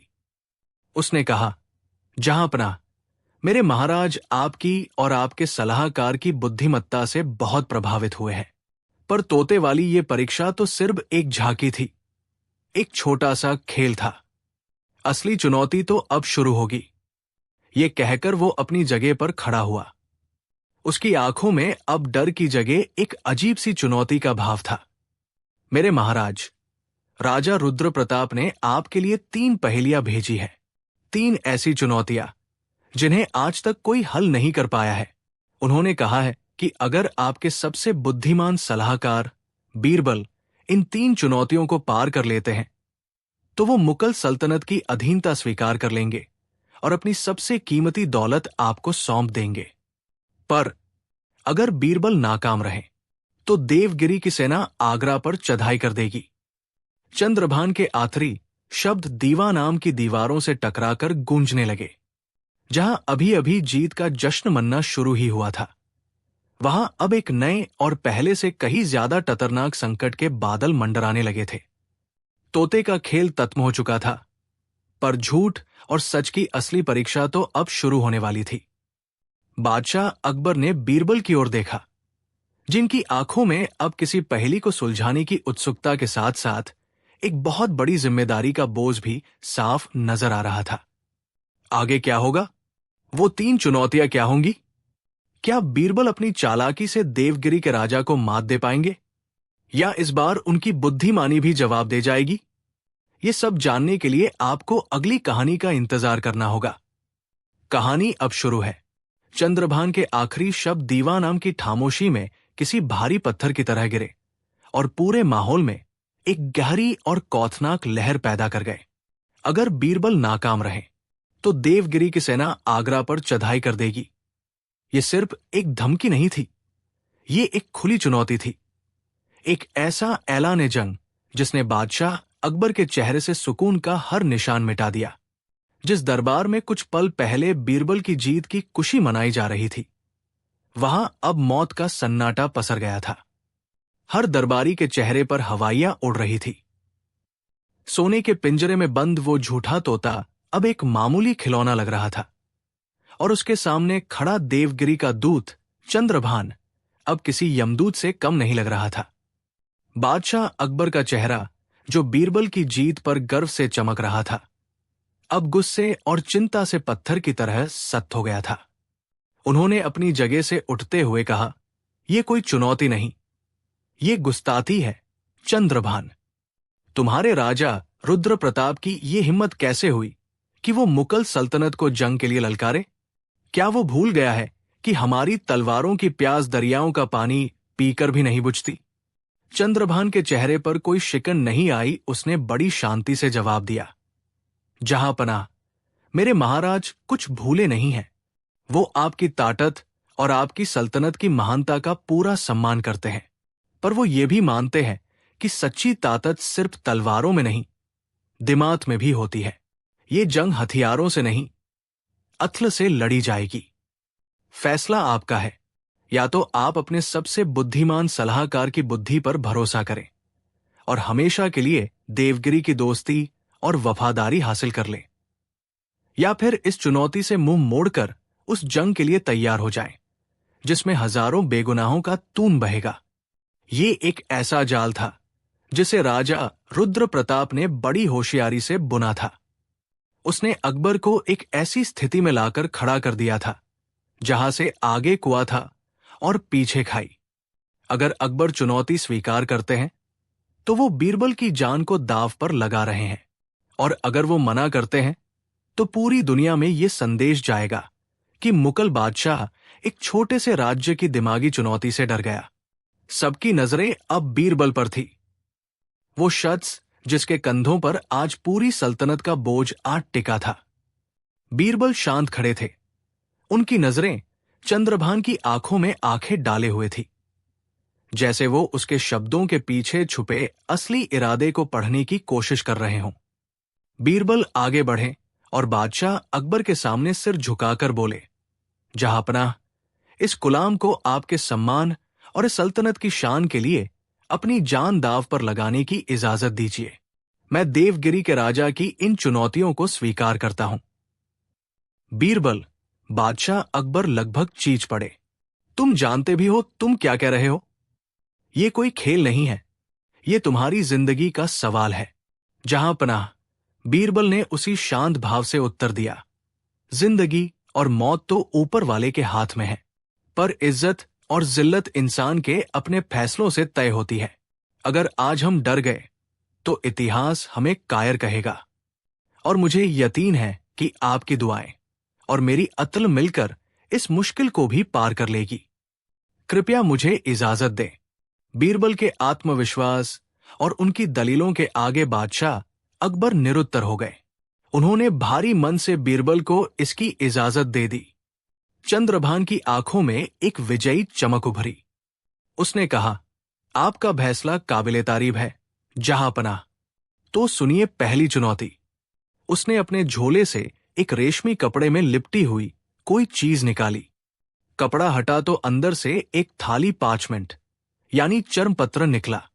चंद्रभान ने वो थाली चर्मपत्र बीरबल को देते हुए कहा, मेरी पहली पहेली बहुत सीधी है। बीरबल जी, आपको इस थाली कागज पर कुछ ऐसा लिखकर लाना है जो सब कुछ भी हो और कुछ भी नहीं। एक ऐसी चीज जिसे पकड़ा नहीं जा सकता पर जो तोड़ दी जाती है। एक ऐसा बंधन जो बिना रस्सी के बांधता है, और एक ऐसी ताकत जो बिना हथियार के दुनिया पर राज करती है। आपके पास कल सुबह तक का वक्त है। पहेली सुनकर पूरा दरबार एक बार फिर सोच में डूब गया। ये कैसी चीज थी जो सब कुछ भी थी और कुछ भी नहीं? हवा, सोच, आत्मा, प्यार? दरबारियों ने आपस में कानाफूसी शुरू कर दी। हर कोई अपनी अपनी अत्ल के घोड़े दौड़ा रहा था, पर किसी को भी कोई ऐसा जवाब नहीं सूझ रहा था जो पहेली की हर शर्त पर खरा उतरता हो। बीरबल ने वो थाली चर्मपत्र लिया और बिना कुछ कहे दरबार से चले गए। उनके जाने के बाद दरबार में बेचैनी और बढ़ गई। क्या बीरबल इस पहेली को सुलझा पाएंगे? अगर वो पहली ही चुनौती में हार गए तो? दोस्तों, जरा आप भी अपना दिमाग लगाइए। वो कौन सी चीज है जो सब कुछ भी है और कुछ भी नहीं, जो बिना रस्सी के बांधती है और जिसे पकड़ा नहीं जा सकता? अपनी राय हमें नीचे कमेंट्स में जरूर बताइएगा। देखते हैं कि आप में से कितने लोग बीरबल की तरह सोच पाते हैं। और अगर इस कहानी का तनाव आपको अपने नाखून चबाने पर मजबूर कर रहा है तो इस कहानी को अपने दोस्तों के साथ शेयर करना मत भूलिएगा। उस पूरी रात आगरा के लोग चैन से सो रहे थे, पर बीरबल की आंखों में नींद का नामो निशान नहीं था। वो अपने घर के बगीचे में टहल रहे थे। उनके हाथ में वो थाली चर्मपत्र था और उनका दिमाग पहेली के हर शब्द में उलझा हुआ था। उन्होंने हर मुमकिन जवाब के बारे में सोचा, हवा, पानी, कयाल, सपना, पर कोई भी जवाब पहेली की सारी शर्तों को पूरा नहीं कर रहा था। जैसे जैसे सुबह की पहली किरण फूटने लगी, बीरबल की बेचैनी बढ़ती जा रही थी। तभी उनकी नजर अपने छोटे बेटे पर पड़ी जो बगीचे में खेल रहा था। खेलते खेलते वो गिर गया और उसके घुटने में हल्की सी चोट लग गई। वो रोने लगा। बीरबल दौड़कर उसके पास गए, उसे गोद में उठाया और पुचकारते हुए बोले, मेरे बहादुर बेटे, रोते नहीं। मैं तुमसे वादा करता हूं कि शाम को तुम्हारे लिए बाजार से सबसे अच्छा लकड़ी का घोड़ा लेकर आऊंगा। ये सुनते ही बच्चे का रोना बंद हो गया। उसके चेहरे पर एक बड़ी सी मुस्कान आ गई। वो अपनी चोट को भूलकर उस घोड़े के कयालों में खो गया जो उसे शाम को मिलने वाला था। और ठीक उसी पल बीरबल के दिमाग में बिजली कौंधी। उन्हें अपनी पहेली का जवाब मिल गया था। वो मुस्कुराए, अपने बेटे को प्यार किया और सीधा अपने अध्ययन कक्ष की ओर चल दिए। उन्होंने कलम उठाई और उस थाली चर्मपत्र पर सिर्फ एक शब्द लिखा। अगले दिन दरबार का माहौल देखने लायक था। हर आंख दरवाजे पर टिकी थी, बीरबल का इंतजार कर रही थी। चंद्रभान के चेहरे पर एक व्यंग भरी मुस्कान थी, जैसे उसे यकीन हो कि बीरबल हार मान चुका होगा। तभी बीरबल ने दरबार में प्रवेश किया। उनके चेहरे पर वही पुरानी शांति और आत्मविश्वास था। वो बादशाह के सामने पहुंचे, उन्हें सलाम किया और फिर चंद्रभान की ओर मुड़कर वो चर्मपत्र उसे थमा दिया। चंद्रभान ने जल्दी से चर्मपत्र खोला। उसे उम्मीद थी कि उस पर कोई लंबा चौड़ा फलसफा लिखा होगा जिसे वो आसानी से तलत साबित कर देगा, पर चर्मपत्र पर सिर्फ एक शब्द लिखा था, वचन। ये शब्द पढ़ते ही चंद्रभान का चेहरा उतर गया। बीरबल ने बोलना शुरू किया, हे देवगिरी के दूत, आपने एक ऐसी चीज मांगी थी जो सब कुछ भी हो और कुछ भी नहीं। वचन या वादा एक ऐसी ही चीज है। जब कोई किसी को वचन देता है तो उस पल वो उसके लिए सब कुछ बन जाता है। वो उसकी उम्मीद, उसका भरोसा, उसका भविष्य सब कुछ होता है। पर अगर आप उसे ढूंढने निकले तो वो कुछ भी नहीं है। उसका कोई रंग, रूप या वजन नहीं होता। वो हवा की तरह अदृश्य है। बीरबल ने आगे कहा, आपने कहा था कि उसे पकड़ा नहीं जा सकता। आप एक वचन को अपने हाथ में नहीं पकड़ सकते। और फिर आपने कहा कि वो तोड़ दिया जाता है। दुनिया में सबसे आसानी से तोड़ी जाने वाली चीज भी वचन ही है। आपने एक ऐसे बंधन की बात की जो बिना रस्सी के बांधता है। एक वचन इंसान को जिम्मेदारियों और उम्मीदों की ऐसी रस्सी से बांध देता है जो किसी लोहे की जंजीर से भी ज्यादा मजबूत होती है। और आखिर में आपने एक ऐसी ताकत की बात की जो बिना हथियार के दुनिया पर राज करती है। इतिहास गवाह है, जहांपनाह, कि बड़े बड़े बादशाहों ने अपनी सल्तनत अपने वचन और अपनी जुबान की ताकत पर ही कायम की है। भरोसा और वचन ही किसी भी रिश्ते, समाज या सल्तनत की नींव होते हैं। बीरबल की व्याख्या सुनकर पूरा दरबार वाह वाह कर उठा। बादशाह अकबर गर्व से मुस्कुरा रहे थे। चंद्रभान के पास कहने के लिए कुछ नहीं था। उसने सिर झुकाकर अपनी हार मान ली। मैं आपकी बुद्धिमानी को सलाम करता हूं। बीरबल जी, आप पहली परीक्षा में पास हुए, चंद्रभान ने कहा, पर उसकी आवाज में अब पहले जैसी अकड़ नहीं थी। पर यह तो सिर्फ शुरुआत थी। अब तैयार हो जाइए दूसरी चुनौती के लिए। उसने अपने सेवकों को इशारा किया। सेवक मखमल के कपड़े से ढकी 3 बड़ी बड़ी चीजें दरबार में लेकर आए। जब उन पर से कपड़ा हटाया गया तो सबने देखा कि वो इंसान के कद के 3 पुतले थे। तीनों पुतले मोम, मिट्टी और लकड़ी के मिश्रण से बने थे और देखने में हूबहू एक जैसे थे। उनकी शक्ल, उनका कद, उनका रंग, यहां तक कि उनके कपड़े भी एक समान थे। उनमें पर्च कर पाना नामुमकिन था। चंद्रभान ने कहा, यह है मेरी दूसरी चुनौती, जिसका शीर्षक है, जब बीरबल ने पुतलों से बात की, बीरबल जी, ये 3 पुतले जो आपको दिख रहे हैं, ये बाहर से एक जैसे हैं, पर अंदर से इनकी फितरत अलग अलग है। इनमें से एक उत्तम है, यानी सबसे अच्छा, एक मध्यम है, यानी औसत, और एक अधम है, यानी सबसे बुरा। आपको बिना इन्हें तोड़े या कोई नुकसान पहुंचाए ये पता लगाना है कि कौन सा पुतला कैसा है और हां, जैसा कि पहेली का नाम है, आपको ये राज इनसे बात करके ही जानना होगा। ये चुनौती पहेली से भी ज्यादा अजीब और मुश्किल थी। बेजान पुतलों से कोई कैसे बात कर सकता है और बात करके उनकी फितरत का पता कैसे लगा सकता है? दरबार में फिर से कानाफूसी शुरू हो गई। हकीम मिर्जा ने पुतलों के पास जाकर उनकी जांच की, उन्हें ठोक बजाकर देखा, पर उसे कोई सुराग नहीं मिला। बादशाह अकबर ने बीरबल की ओर देखा। बीरबल की आंखें उन तीनों पुतलों पर गड़ी हुई थी। वो बहुत ध्यान से उन्हें देख रहे थे। फिर उन्होंने चंद्रभान से पूछा, क्या मैं इन पुतलों को छू सकता हूं और इनकी जांच कर सकता हूं? बिल्कुल, चंद्रभान ने कहा, आप जो चाहे कर सकते हैं, बस इन्हें तोड़ नहीं सकते। बीरबल ने सबसे पहले पुतलों के कानों को ध्यान से देखा। उन्हें तीनों पुतलों के कानों में एक बहुत ही छोटा सा बारीक छेद नजर आया। ये देखकर उनके चेहरे पर एक हल्की सी मुस्कान फैल गई। उन्होंने एक सिपाही से लोहे का एक बहुत ही पतला और लंबा तार मंगवाया। अब पूरा दरबार सांस रोके देख रहा था कि बीरबल क्या करने वाले हैं। बीरबल तार लेकर पहले पुतले के पास गए। उन्होंने तार को उसके एक कान के छेद में डाला। तार आसानी से अंदर चला गया और दूसरे कान के छेद से बाहर निकल आया। बीरबल ने पुतले से पीछे हटकर बादशाह से कहा, जहांपनाह, यह है अधम यानी सबसे बुरा पुतला। दरबार में हैरानी की एक लहर दौड़ गई। बीरबल ने यह कैसे जान लिया?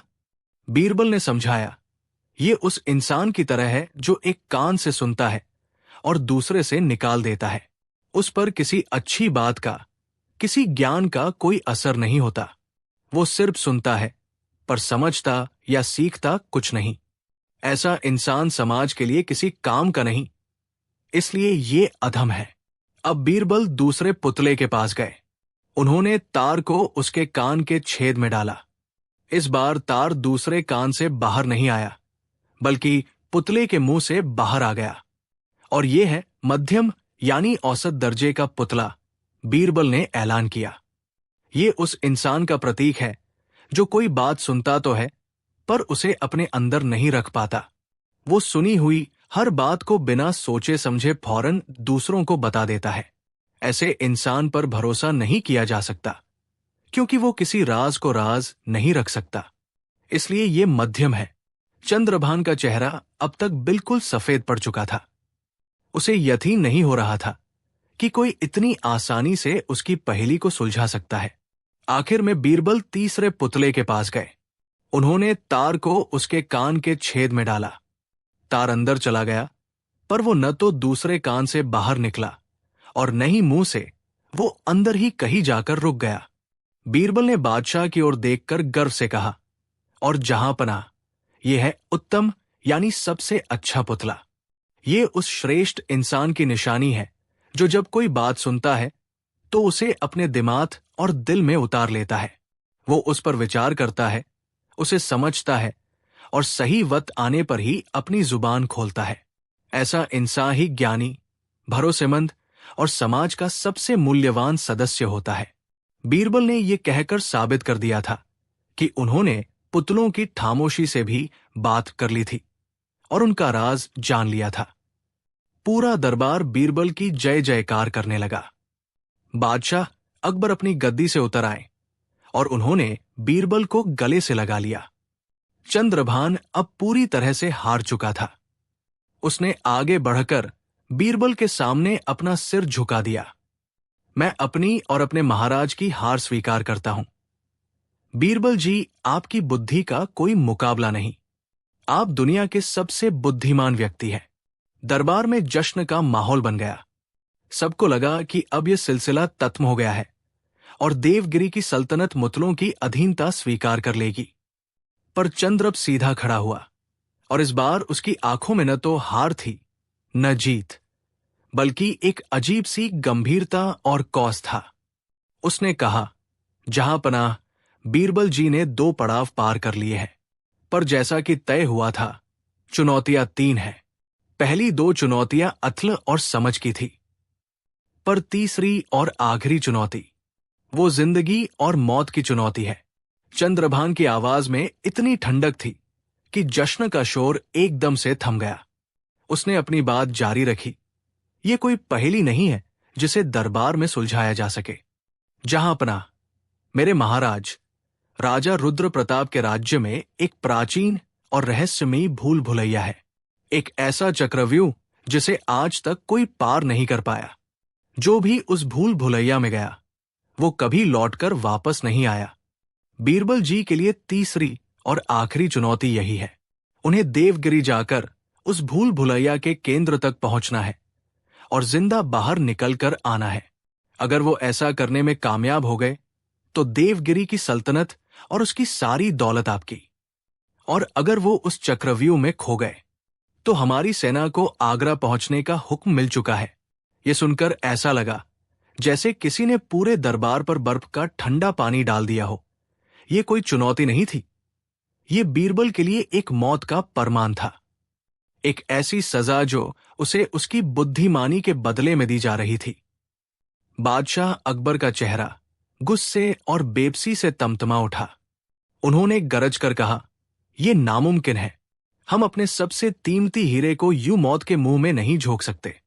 ये चुनौती हमें मंजूर नहीं। पूरा दरबार बादशाह की बात से सहमत था।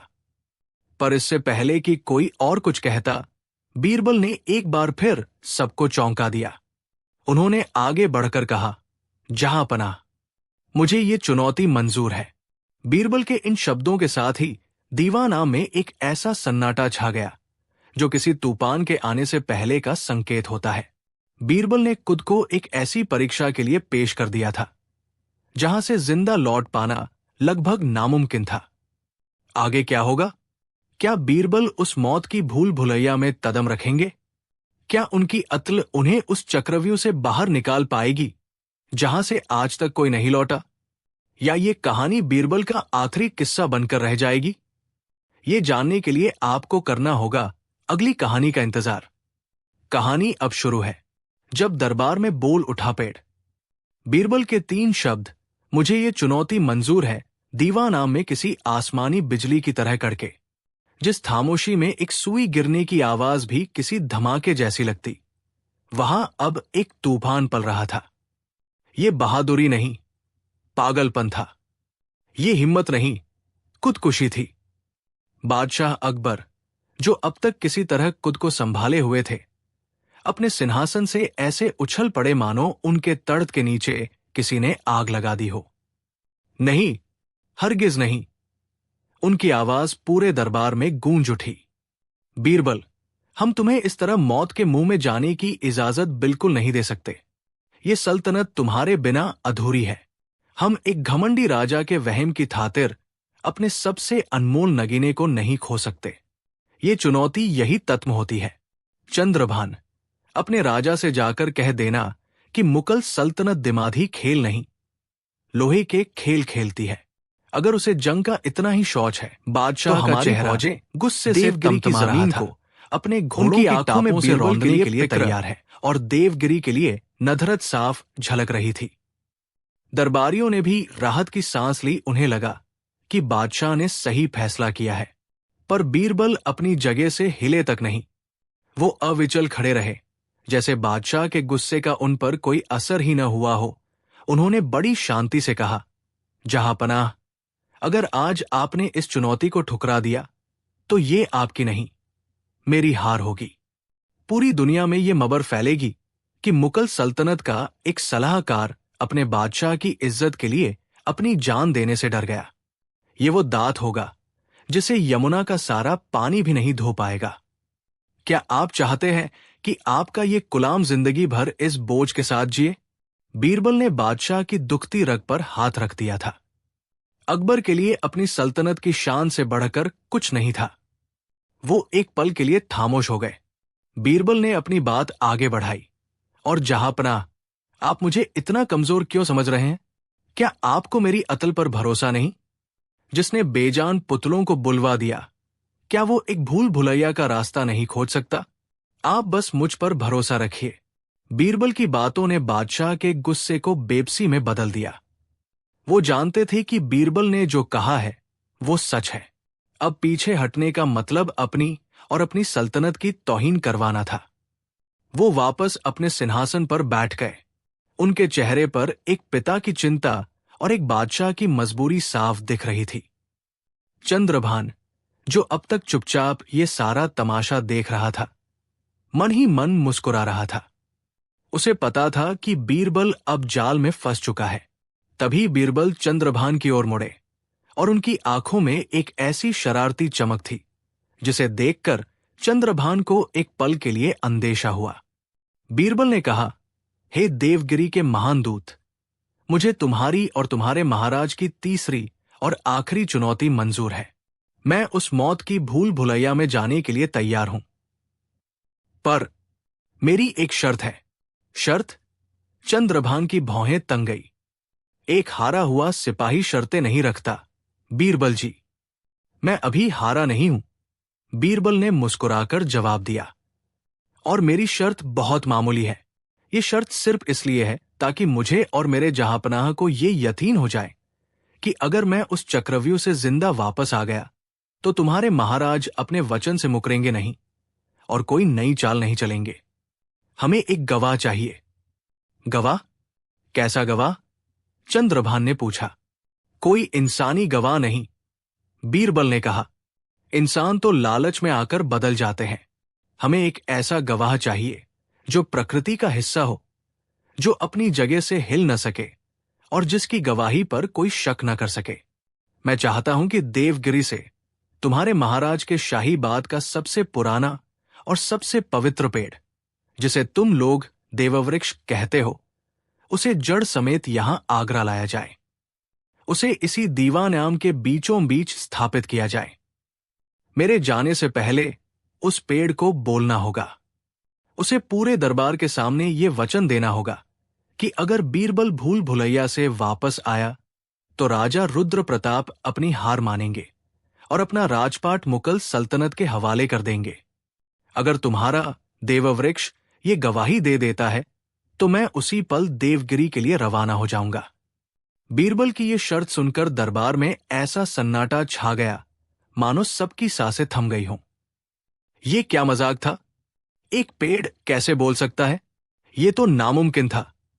हकीम मिर्जा ने तो अपना सिर ही पकड़ लिया। बादशाह अकबर भी हैरान थे कि बीरबल ये कैसी बचकानी बात कर रहे हैं। चंद्रभान पहले तो चौंका, फिर उसके चेहरे पर एक गहरी कुटिल मुस्कान फैल गई। उसे लगा कि बीरबल हार के डर से अब पागल हो गए हैं और ऊल जलूल बातें करके चुनौती से बचने का रास्ता ढूंढ रहे हैं। एक पेड़ को बुलवाना, इससे ज्यादा हास्यास्पद बात और क्या हो सकती थी? चंद्रभान को लगा कि ये तो सोने पे सुहागा हो गया। अब वो न सिर्फ बीरबल को मौत के मुंह में धकेलेगा, बल्कि पूरी दुनिया के सामने उसकी खिल्ली भी उड़ाएगा। चंद्रब ने एक जोरदार ठहाका लगाया। हां, हां, हां। उसकी हंसी पूरे दरबार में गूंज गई। मान गए बीरबल जी, मान गए। क्या खूब चाल चली है आपने। आप जानते हैं कि यह नामुमकिन है, इसीलिए आपने ये शर्त रखी। पर आप शायद मेरे महाराज को नहीं जानते। उनके लिए कुछ भी नामुमकिन नहीं। जो राजा एक तोते से सच बुलवा सकता है, वो एक पेड़ से गवाही भी दिलवा सकता है। मुझे तुम्हारी ये शर्त मंजूर है। 1 महीने के अंदर देवगिरी का देववृक्ष इस दरबार में मौजूद होगा और वो बोलेगा भी। तुम अपनी तैयारी कर लो बीरबल, क्योंकि उस पेड़ के बोलने के बाद तुम्हारी उल्टी गिनती शुरू हो जाएगी। हां, हां, हां। ये कहकर चंद्रभान वहां से चला गया। उसके जाने के बाद दरबार में बीरबल पर सवालों की बौछार हो गई। ये आपने क्या किया बीरबल? आप एक पेड़ को कैसे बुलवाएंगे? ये तो खुद अपने पैर पर कुल्हाड़ी मारने जैसा है। बादशाह ने भी बीरबल को अकेले में बुलाकर समझाया। बीरबल, हम तुम्हारी चाल समझ रहे हैं। तुमने सोचा था कि वो इस नामुमकिन शर्त को मानेंगे नहीं और चुनौती रद्द हो जाएगी, पर वो तो मान गए। अब क्या होगा? बीरबल ने रहस्यमयी ढंग से मुस्कुराते हुए कहा, जहांपनाह, आप फिक्र न करें। जो दूसरों के लिए गड्ढा खोदता है वो एक दिन खुद ही उसमें गिरता है। चंद्रभान ने मेरी शर्त मानकर अपनी जिंदगी की सबसे बड़ी तलती की है। आप बस 1 महीने तक इंतजार कीजिए और तमाशा देखिए। जब दरबार में पेड़ बोलेगा तो उसके साथ साथ कई और लोगों के राज भी खुलेंगे। बीरबल के इस भरोसे ने बादशाह को थोड़ा शांत तो कर दिया, पर उनके दिल में चिंता का कांटा बना रहा। पूरा 1 महीना बीत गया। इस 1 महीने में पूरे आगरा में सिर्फ एक ही चर्चा थी, क्या देवगिरी से कोई पेड़ आएगा और क्या वो सच में बोलेगा। आगरा से देवगिरी तक हजारों मजदूरों और कारीगरों को लगाया गया। उन्होंने उस विशाल बरगद के पेड़ देववृक्ष को उसकी जड़ों के चारों ओर से खोदा, उसे एक बहुत बड़े लकड़ी के मंच पर स्थापित किया और फिर हजारों बैल और हाथी उसे खींचते हुए आगरा की ओर चल पड़े। ये एक ऐसा नजारा था जिसे लोगों ने पहले कभी नहीं देखा था। एक चलता फिरता जंगल सड़क पर चल रहा था और आखिरकार वो दिन आ ही गया। दीवा नाम को खास तौर पर सजाया गया था। दरबार के बीचों बीच उस विशाल देववृक्ष को स्थापित कर दिया गया था। उसकी फैली हुई शाखाएं छत को छू रही थी और उसकी जटाएं किसी बूले साधु की दाढ़ी की तरह लटक रही थी। पेड़ की मौजूदगी ने ही पूरे माहौल को रहस्यमयी और भयभीत करने वाला बना दिया था। दरबार खचाखच भरा था। चंद्रभान अपने राजा रुद्र प्रताप के भेजे हुए कुछ और मंत्रियों और जादूगरों के साथ दरबार में मौजूद था। उनके चेहरों पर जीत की चमक थी। उन्हें यकीन था कि आज वो बीरबल को पूरी तरह से जलील कर देंगे। बादशाह अकबर अपने सिंहासन पर बैठे थे। उनका दिल जोर जोर से धड़क रहा था। बीरबल ने दरबार में प्रवेश किया। वो हमेशा की तरह शांत थे। उन्होंने आकर बादशाह को सलाम किया और फिर उस पेड़ के सामने जाकर खड़े हो गए। हे देववृक्ष, पेड़ को ऐसे प्रणाम किया जैसे बुलंद आवाज में देवता हो। हे देवगिरी के पवित्र प्रहरी, तुम आज 2 महान सल्तनतों के बीच एक वचन के गवाह बनने आए हो। मैं बादशाह अकबर का सेवक बीरबल तुमसे ये पूछता हूं, क्या तुम ये गवाही देते हो कि अगर मैं तुम्हारे महाराज की भूल भुलैया से जिंदा वापस आ गया तो राजा रुद्र प्रताप अपना वचन निभाएंगे? सबकी सांसें रुकी हुई थी। सबकी आंखें उस पेड़ पर गड़ी हुई थी। चंद्रभान ने अपने एक जादूगर को इशारा किया। जादूगर ने आंखें बंद करके कुछ मंत्र पढ़ने शुरू कर दिए। माहौल में एक अजीब सा तनाव घुल गया और फिर वो हुआ जिसकी किसी ने कल्पना भी नहीं की थी। उस विशाल पेड़ के मोटे तने के अंदर से एक भारी गूंजती हुई आवाज आई, ऐसी आवाज जो किसी इंसान की नहीं लगती थी। हां बीरबल, मैं देववृक्ष गवाही देता हूं कि अगर तुम चक्रव्यूह से बच निकले तो महाराज रुद्र प्रताप अपना वचन निभाएंगे। आवाज सुनकर पूरे दरबार में एक खौफ की लहर दौड़ गई। लोगों को अपनी आंखों और कानों पर यकीन नहीं हो रहा था। पेड़ सच में बोल रहा था। हकीम मिर्जा तो डर के मारे अपनी कुर्सी के नीचे ही छिप गए। बादशाह अकबर भी अवाक रह गए। चंद्रभान और उसके साथियों ने एक जोरदार ठहाका लगाया। हां हां हां हां। उनकी हंसी शैतानी लग रही थी। देखा जहांपनाह, देखा बीरबल, यह है देवगिरी का जादू। अब तुम्हारी कोई चाल नहीं चलेगी। अब तो खुद प्रकृति ने तुम्हारे खिलाफ गवाही दे दी है। अब चलो, मौत के सफर की तैयारी करो। हां हां हां हां। पूरे दरबार में सिर्फ देवगिरी के लोगों की हंसी गूंज रही थी। मुगल दरबारी शर्म और डर से सिर झुकाए खड़े थे। बीरबल की हार निश्चित लग रही थी, पर बीरबल के चेहरे पर डर का कोई भाव नहीं था। वो मुस्कुरा रहे थे, एक ऐसी मुस्कुराहट जो कह रही थी, असली तमाशा तो अब शुरू होगा। उन्होंने उस पेड़ के सामने हाथ जोड़कर कहा, हे महान देववृक्ष, आपका बहुत बहुत शुक्रिया कि आपने मेरे सवाल का जवाब दिया। आपकी गवाही से मेरे जहांपनाह को तसल्ली हो गई। पर मेरे मन में एक छोटा सा संदेह और है। आप इतने ज्ञानी और पुराने हैं। आपने सदियों से देवगिरी को देखा है। क्या आप ये बता सकते हैं कि देवगिरी का वो सत्यवक्ता तोता जो कुछ महीने पहले यहां आया था, वो सच में चमत्कारी था? बीरबल का ये सवाल सुनकर चंद्रभान की हंसी अचानक रुक गई। ये सवाल तो तय नहीं हुआ था। पेड़ के अंदर से फिर वही भारी आवाज आई। वो तोता चमत्कारी था। वो सत्य का प्रतीक था। अच्छा। बीरबल की मुस्कुराहट और चौड़ी हो गई। तो फिर है महान वृक्ष, आप ये भी जरूर जानते होंगे कि उस तोते को झूठ पकड़ने पर चीथने का इशारा कौन, कैसे और कहां से करता था?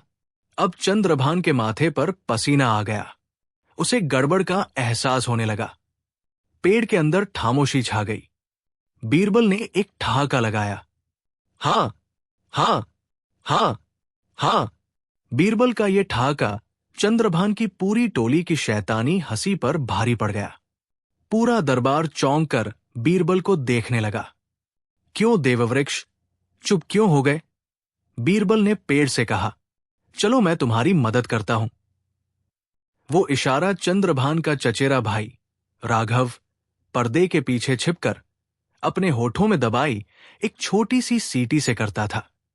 क्या मैं सही कह रहा हूं, राघव?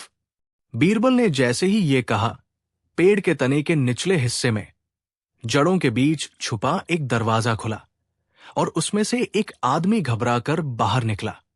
वो कोई और नहीं बल्कि वही आदमी था जो चंद्रभान के साथ देवगिरी से आया था और जिसकी आवाज उस पेड़ जैसी भारी थी। वो ही पेड़ के खोखले तने में छिपकर बोल रहा था। जैसे ही वो बाहर निकला, बीरबल के सिपाहियों ने उसे पकड़ लिया। अब तो पूरा खेल ही पलट गया था। चंद्रभान और उसके साथियों के चेहरे का रंग उड़ गया था। बीरबल ने एक और जोरदार ठहाका लगाया। हां, हां, हां, हां, हां। इस बार उनके साथ बादशाह अकबर और सारे दरबारी भी हंसने लगे। दीवाना में ऐसा ठहाका गूंजा कि किले की दीवारें भी हिलने लगी। चंद्रभान की सारी हेकड़ी, सारा जादू, सारा घमंड एक पल में मिट्टी में मिल गया। ये तुम्हें कैसे पता चला? चंद्रभान ने हकलाते हुए पूछा। बीरबल ने कहा, जब तुमने मेरी शर्त इतनी आसानी से मान ली थी, मैं तभी समझ गया था कि इसमें कोई चाल है। कोई भी राजा एक पेड़ को बुलवाने के लिए इतनी मेहनत नहीं करेगा जब तक कि उसके पास उसे बुलवाने का कोई झूठा तरीका न हो। मैंने अपने जासूसों को तुम्हारे साथ देवगिरी भेजा था। उन्होंने ही पता लगाया कि ये पेड़ अंदर से खोखला है और तुम्हारे इस साथी की आवाज बहुत भारी है। बाकी की कहानी तो मैंने यही दरबार में गद दी। बीरबल ने बादशाह की ओर मुड़कर कहा, देखा जहांपना, ये लोग जादू और चमत्कार के नाम पर सिर्फ धोखा और प्रपंच करते हैं। इनका तोता भी झूठा था और इनका पेड़ भी झूठा निकला, और मुझे यकीन है कि इनकी वो भूल भुलैया भी कोई चमत्कारी नहीं बल्कि इंसानी हाथों की बनाई एक चाल ही होगी। चंद्रभान शर्म से पानी पानी हो गया। उसके राजा की इज्जत का पूरी दुनिया के सामने जनाजा निकल गया था। बादशाह अकबर ने कहा, चंद्रभान, तुम्हारे इन झूठों के बाद ये चुनौती यही खत्म होती है। तुम और तुम्हारे राजा धोखेबाज हो। अब सिर्फ जंग होगी। नहीं, जहांपना। इस बार बीरबल ने बादशाह को रोका। अब तो इस खेल में असली मजा आएगा। चुनौती खत्म नहीं हुई है। देवगिरी का पेड़ यहां आ चुका है। उसने गवाही भी दे दी है। भले ही झूठी दी हो, पर अब मैं उस भूल भुलैया में जरूर जाऊंगा। अब मुझे ये देखना है कि राजा रुद्र प्रताप ने अपनी हार को छिपाने के लिए उस चक्रव्यूह में कौन कौन से धोखे और जाल बिछा रखे हैं। बीरबल के इन शब्दों ने एक बार फिर सबको हैरत में डाल दिया। इतनी बड़ी जीत के बाद भी वो खुद को मौत के मुंह में धकेलने के लिए तैयार थे, पर इस बार उनकी आंखों में एक अलग ही आत्मविश्वास था। वो एक शिकारी की तरह थे जो अब अपने शिकार के अड्डे पर जाकर उसे मात देना चाहता था। चंद्रभान ने कांपते हुए बीरबल की ओर देखा। उसकी आंखों में अब बीरबल के लिए सिर्फ डर था। एक ऐसा डर जो किसी ऐसे इंसान को देखकर लगता है जो आपकी हर चाल को पहले से ही जानता हो। उसे समझ आ गया था कि उसने बीरबल को चुनौती देकर अपनी जिंदगी की सबसे बड़ी भूल कर दी है। आगे क्या होगा? क्या बीरबल देवगिरी जाएंगे? उस कूनी भूल भुलैया के अंदर उनका सामना किन तत्रों से होगा? क्या राजा रुद्र प्रताप बीरबल को मारने के लिए कोई और भयानक साजिश रचेगा? ये सब जानने के लिए आपको अगली कहानी का इंतजार करना होगा। ठीक है, तो बैठ जाइए और अपनी कुर्सी की पेटी बांध लीजिए, क्योंकि अब हम उस कहानी के आखिरी और सबसे खतरनाक मोड़ पर पहुंच चुके हैं, जहां बीरबल की बुद्धि और उनकी जिंदगी दोनों दांव पर लगी है। जब दरबार में झूठे पेड़ का पर्दाफाश हुआ और बीरबल ने ऐलान किया कि वो देवगिरी की उस तूनी भूल भुलैया में जरूर जाएंगे, तो दीवान आम में एक अजीब सा माहौल बन गया। ये जीत के जश्न और आने वाले मातम के बीच की एक घुटन भरी खामोशी थी। देवगिरी के दूत चंद्रभान और उसके धोखेबाज साथी शर्म और डर से सिर झुकाए खड़े थे। उनकी हालत उस सांप जैसी हो गई थी जिसके जहरीले दांत तोड़ दिए गए हों। वहीं मुकल दरबारी बीरबल की इस जीत पर खुश तो थे, पर उनके इस फैसले से हैरान और परेशान भी थे। बादशाह अकबर ने दरबार बर्खास्त किया और बीरबल को लेकर सीधा दीवान तास में पहुंचे। वहां पहुंचते ही उनका सब्र का बांध टूट गया। ये क्या जिद है बीरबल? हमने उस झूठे राजा और उसके दूतों को पूरी दुनिया के सामने जलील कर दिया है। हमने साबित कर दिया है कि उनकी सारी ताकत सिर्फ धोखे और फरेब पर टिकी है। अब तुम्हें अपनी जान नतरे में डालने की क्या जरूरत है? क्या ये जीत काफी नहीं है? बीरबल ने बादशाह के परेशान चेहरे को देखा और बड़ी नम्रता से बोले, जहांपनाह, ये जीत अभी अधूरी है। हमने सिर्फ सांप के दांत तोड़े हैं, उसका सिर नहीं कुचला। राजा रुद्र प्रताप बहुत ही अहंकारी और कुटिल इंसान है। इस जिल्लत के बाद वो चुप नहीं बैठेगा। वो पहले से भी ज्यादा खतरनाक हो जाएगा और मुगल सल्तनत के खिलाफ कोई न कोई गहरी साजिश जरूर रचेगा। उसे हमेशा के लिए शांत करने का सिर्फ एक ही तरीका है, उसके अहंकार को उसी के घर में, उसी के बनाए खेल में हराकर चूर चूर कर देना। जब मैं उसकी सबसे बड़ी ताकत, उसकी उस भूल भुलैया जिसे वो अभेद्य समझता है, उसे भेद कर वापस आऊंगा, तब उसकी हिम्मत हमेशा के लिए टूट जाएगी।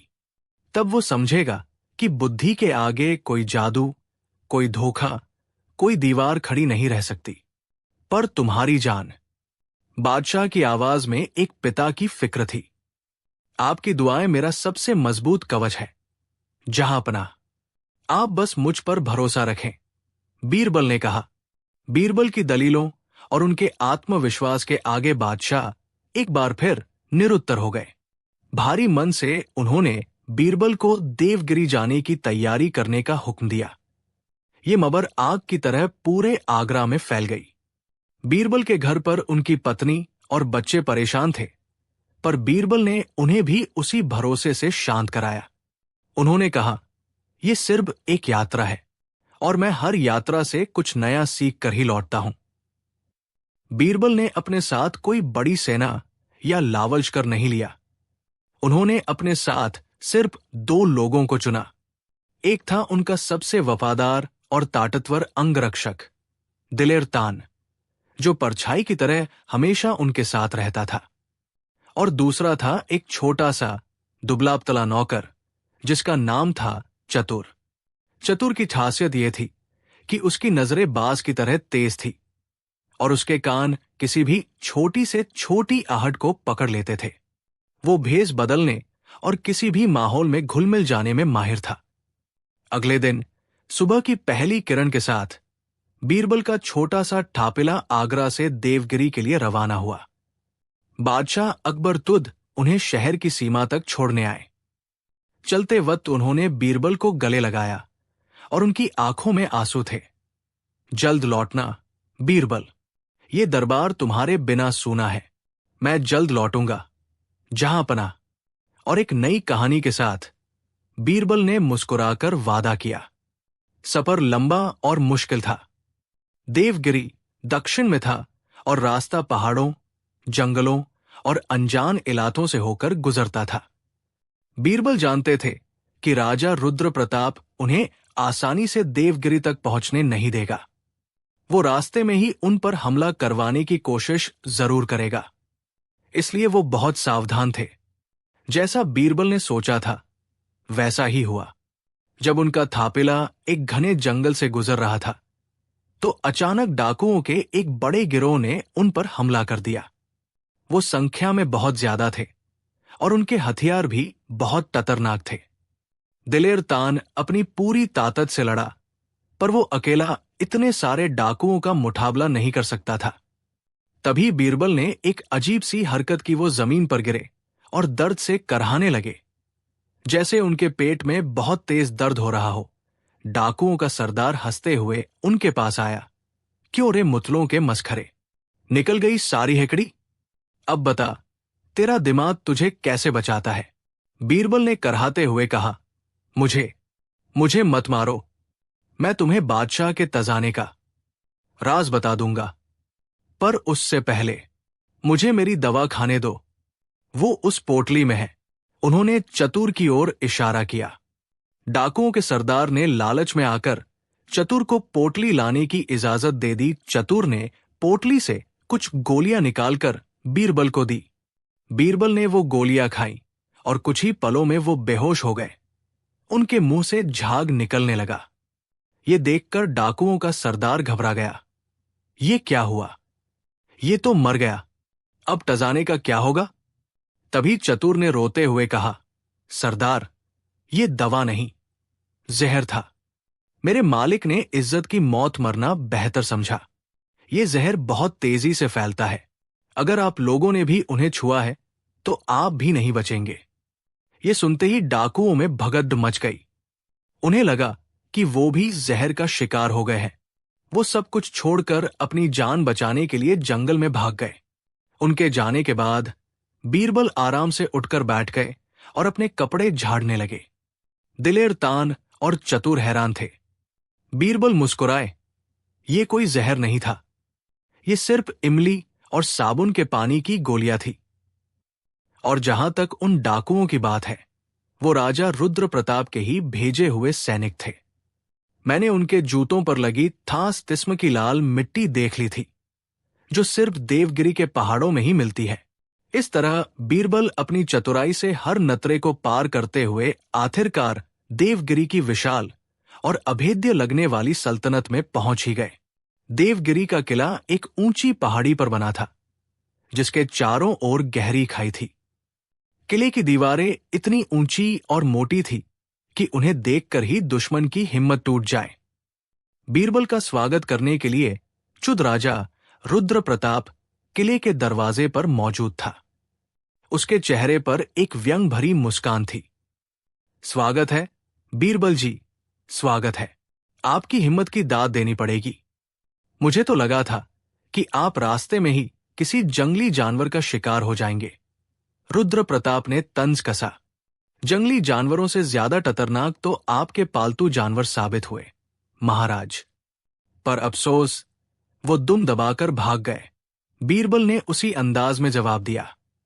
रुद्र प्रताप का चेहरा एक पल के लिए तमतमाया, पर फिर उसने खुद को संभाल लिया। जैर, अब आराम कीजिए। कल सुबह हम आपको आपकी आखिरी मंजिल, हमारी प्रसिद्ध भूल भुलैया, दिखाएंगे। मैं तो यही दुआ करूंगा कि आपकी आत्मा को शांति मिले। अगली सुबह बीरबल को किले के एक सुनसान और वीरान हिस्से में ले जाया गया। वहां पत्थरों को काटकर बनाई गई एक विशाल चौकोर इमारत थी। उसका दरवाजा किसी दैत्य के मुंह जैसा लग रहा था, जिसके ऊपर टौफनाक मूर्तियां बनी हुई थी। दरवाजे के दोनों ओर जंग लगे भालों पर इंसानी खोपड़ियां टंगी हुई थी। हवा में एक अजीब सी सीलन और मौत की गंध खुली हुई थी। यही थी वो कुख्यात भूल भुलैया। रुद्र प्रताप ने कहा, यह है मेरा चक्रव्यूह बीरबल। इसके अंदर अनगिनत रास्ते हैं, जो एक दूसरे में ऐसे उलझे हैं कि एक बार अंदर जाने के बाद बाहर निकलने का कोई रास्ता नहीं मिलता। हर मोड़ पर मौत तुम्हारा इंतजार कर रही है। कहीं नुकीले भालों वाले गड्ढे हैं, तो कहीं जहरीले सांपों से भरे कमरे। इसके केंद्र में एक छोटा सा तालाब है। अगर तुम उस तालाब का पानी पीकर उसी रास्ते से जिंदा बाहर आ गए, जिससे तुम अंदर गए थे तो तुम जीत जाओगे। पर आज तक ऐसा हुआ नहीं है। बादशाह अकबर ने दरबार बर्खास्त किया और बीरबल को लेकर सीधा दीवान तास में पहुंचे। वहां पहुंचते ही उनका सब्र का बांध टूट गया। ये क्या जिद है बीरबल? हमने उस झूठे राजा और उसके दूतों को पूरी दुनिया के सामने जलील कर दिया है। हमने साबित कर दिया है कि उनकी सारी ताकत सिर्फ धोखे और परे पर टिकी है। अब तुम्हें अपनी जान नतरे में डालने की क्या जरूरत है? क्या ये जीत काफी नहीं है? बीरबल ने बादशाह के परेशान चेहरे को देखा और बड़ी नम्रता से बोले, जहांपनाह, ये जीत अभी अधूरी है। हमने सिर्फ सांप के दांत तोड़े हैं, उसका सिर नहीं कुचला। राजा रुद्र प्रताप बहुत ही अहंकारी और कुटिल इंसान है। इस जिल्लत के बाद वो चुप नहीं बैठेगा। वो पहले से भी ज्यादा टतरनाक हो जाएगा और मुगल सल्तनत के खिलाफ कोई न कोई गहरी साजिश जरूर रचेगा। उसे हमेशा के लिए शांत करने का सिर्फ एक ही तरीका है, उसके अहंकार को उसी के घर में, उसी के बनाए खेल में हराकर चूर चूर कर देना। जब मैं उसकी सबसे बड़ी ताकत, उसकी उस भूल भुलैया जिसे वो अभेद्य समझता है, उसे भेद कर वापस आऊंगा, तब उसकी हिम्मत हमेशा के लिए टूट जाएगी। तब वो समझेगा कि बुद्धि के आगे कोई जादू, कोई धोखा, कोई दीवार खड़ी नहीं रह सकती। पर तुम्हारी जान, बादशाह की आवाज में एक पिता की फिक्र थी। आपकी दुआएं मेरा सबसे मजबूत कवच है। जहांपनाह, आप बस मुझ पर भरोसा रखें, बीरबल ने कहा। बीरबल की दलीलों और उनके आत्मविश्वास के आगे बादशाह एक बार फिर निरुत्तर हो गए। भारी मन से उन्होंने बीरबल को देवगिरी जाने की तैयारी करने का हुक्म दिया। ये खबर आग की तरह पूरे आगरा में फैल गई। बीरबल के घर पर उनकी पत्नी और बच्चे परेशान थे, पर बीरबल ने उन्हें भी उसी भरोसे से शांत कराया। उन्होंने कहा, यह सिर्फ एक यात्रा है और मैं हर यात्रा से कुछ नया सीख कर ही लौटता हूं। बीरबल ने अपने साथ कोई बड़ी सेना या लावलश्कर नहीं लिया। उन्होंने अपने साथ सिर्फ 2 लोगों को चुना। एक था उनका सबसे वफादार और ताकतवर अंगरक्षक दिलेर तान, जो परछाई की तरह हमेशा उनके साथ रहता था, और दूसरा था एक छोटा सा दुबला पतला नौकर जिसका नाम था चतुर। चतुर की खासियत यह थी कि उसकी नजरें बाज की तरह तेज थी और उसके कान किसी भी छोटी से छोटी आहट को पकड़ लेते थे। वो भेष बदलने और किसी भी माहौल में घुल मिल जाने में माहिर था। अगले दिन सुबह की पहली किरण के साथ बीरबल का छोटा सा ठापिला आगरा से देवगिरी के लिए रवाना हुआ। बादशाह अकबर तुद उन्हें शहर की सीमा तक छोड़ने आए। चलते वक्त उन्होंने बीरबल को गले लगाया और उनकी आंखों में आंसू थे। जल्द लौटना बीरबल, ये दरबार तुम्हारे बिना सूना है। मैं जल्द लौटूंगा, जहांपनाह। और एक नई कहानी के साथ बीरबल ने मुस्कुराकर वादा किया। सफर लंबा और मुश्किल था। देवगिरी दक्षिण में था और रास्ता पहाड़ों, जंगलों और अनजान इलाकों से होकर गुजरता था। बीरबल जानते थे कि राजा रुद्र प्रताप उन्हें आसानी से देवगिरी तक पहुंचने नहीं देगा। वो रास्ते में ही उन पर हमला करवाने की कोशिश जरूर करेगा। इसलिए वो बहुत सावधान थे। जैसा बीरबल ने सोचा था वैसा ही हुआ। जब उनका थापिला एक घने जंगल से गुजर रहा था तो अचानक डाकुओं के एक बड़े गिरोह ने उन पर हमला कर दिया। वो संख्या में बहुत ज्यादा थे और उनके हथियार भी बहुत खतरनाक थे। दिलेर तान अपनी पूरी ताकत से लड़ा, पर वो अकेला इतने सारे डाकुओं का मुकाबला नहीं कर सकता था। तभी बीरबल ने एक अजीब सी हरकत की। वो जमीन पर गिरे और दर्द से करहाने लगे, जैसे उनके पेट में बहुत तेज दर्द हो रहा हो। डाकुओं का सरदार हंसते हुए उनके पास आया। क्यों रे मुतलों के मसखरे, निकल गई सारी हेकड़ी? अब बता, तेरा दिमाग तुझे कैसे बचाता है? बीरबल ने करहाते हुए कहा, मुझे मत मारो। मैं तुम्हें बादशाह के तजाने का राज बता दूंगा, पर उससे पहले मुझे मेरी दवा खाने दो। वो उस पोटली में है। उन्होंने चतुर की ओर इशारा किया। डाकुओं के सरदार ने लालच में आकर चतुर को पोटली लाने की इजाजत दे दी। चतुर ने पोटली से कुछ गोलियां निकालकर बीरबल को दी। बीरबल ने वो गोलियां खाई और कुछ ही पलों में वो बेहोश हो गए। उनके मुंह से झाग निकलने लगा। ये देखकर डाकुओं का सरदार घबरा गया। ये क्या हुआ? ये तो मर गया, अब टजाने का क्या होगा? तभी चतुर ने रोते हुए कहा, सरदार, ये दवा नहीं, जहर था। मेरे मालिक ने इज्जत की मौत मरना बेहतर समझा। ये जहर बहुत तेजी से फैलता है। अगर आप लोगों ने भी उन्हें छुआ है तो आप भी नहीं बचेंगे। ये सुनते ही डाकुओं में भगदड़ मच गई। उन्हें लगा कि वो भी जहर का शिकार हो गए हैं। वो सब कुछ छोड़कर अपनी जान बचाने के लिए जंगल में भाग गए। उनके जाने के बाद बीरबल आराम से उठकर बैठ गए और अपने कपड़े झाड़ने लगे। दिलेर तान और चतुर हैरान थे। बीरबल मुस्कुराए। ये कोई जहर नहीं था, ये सिर्फ इमली और साबुन के पानी की गोलियां थी। और जहां तक उन डाकुओं की बात है, वो राजा रुद्र प्रताप के ही भेजे हुए सैनिक थे। मैंने उनके जूतों पर लगी थास तिस्म की लाल मिट्टी देख ली थी, जो सिर्फ देवगिरी के पहाड़ों में ही मिलती है। इस तरह बीरबल अपनी चतुराई से हर नतरे को पार करते हुए आखिरकार देवगिरी की विशाल और अभेद्य लगने वाली सल्तनत में पहुंच ही गए। देवगिरी का किला एक ऊंची पहाड़ी पर बना था, जिसके चारों ओर गहरी खाई थी। किले की दीवारें इतनी ऊंची और मोटी थी कि उन्हें देखकर ही दुश्मन की हिम्मत टूट जाए। बीरबल का स्वागत करने के लिए चुद राजा रुद्र प्रताप किले के दरवाजे पर मौजूद था। उसके चेहरे पर एक व्यंग भरी मुस्कान थी। स्वागत है बीरबल जी, स्वागत है। आपकी हिम्मत की दाद देनी पड़ेगी। मुझे तो लगा था कि आप रास्ते में ही किसी जंगली जानवर का शिकार हो जाएंगे। रुद्र प्रताप ने तंज कसा।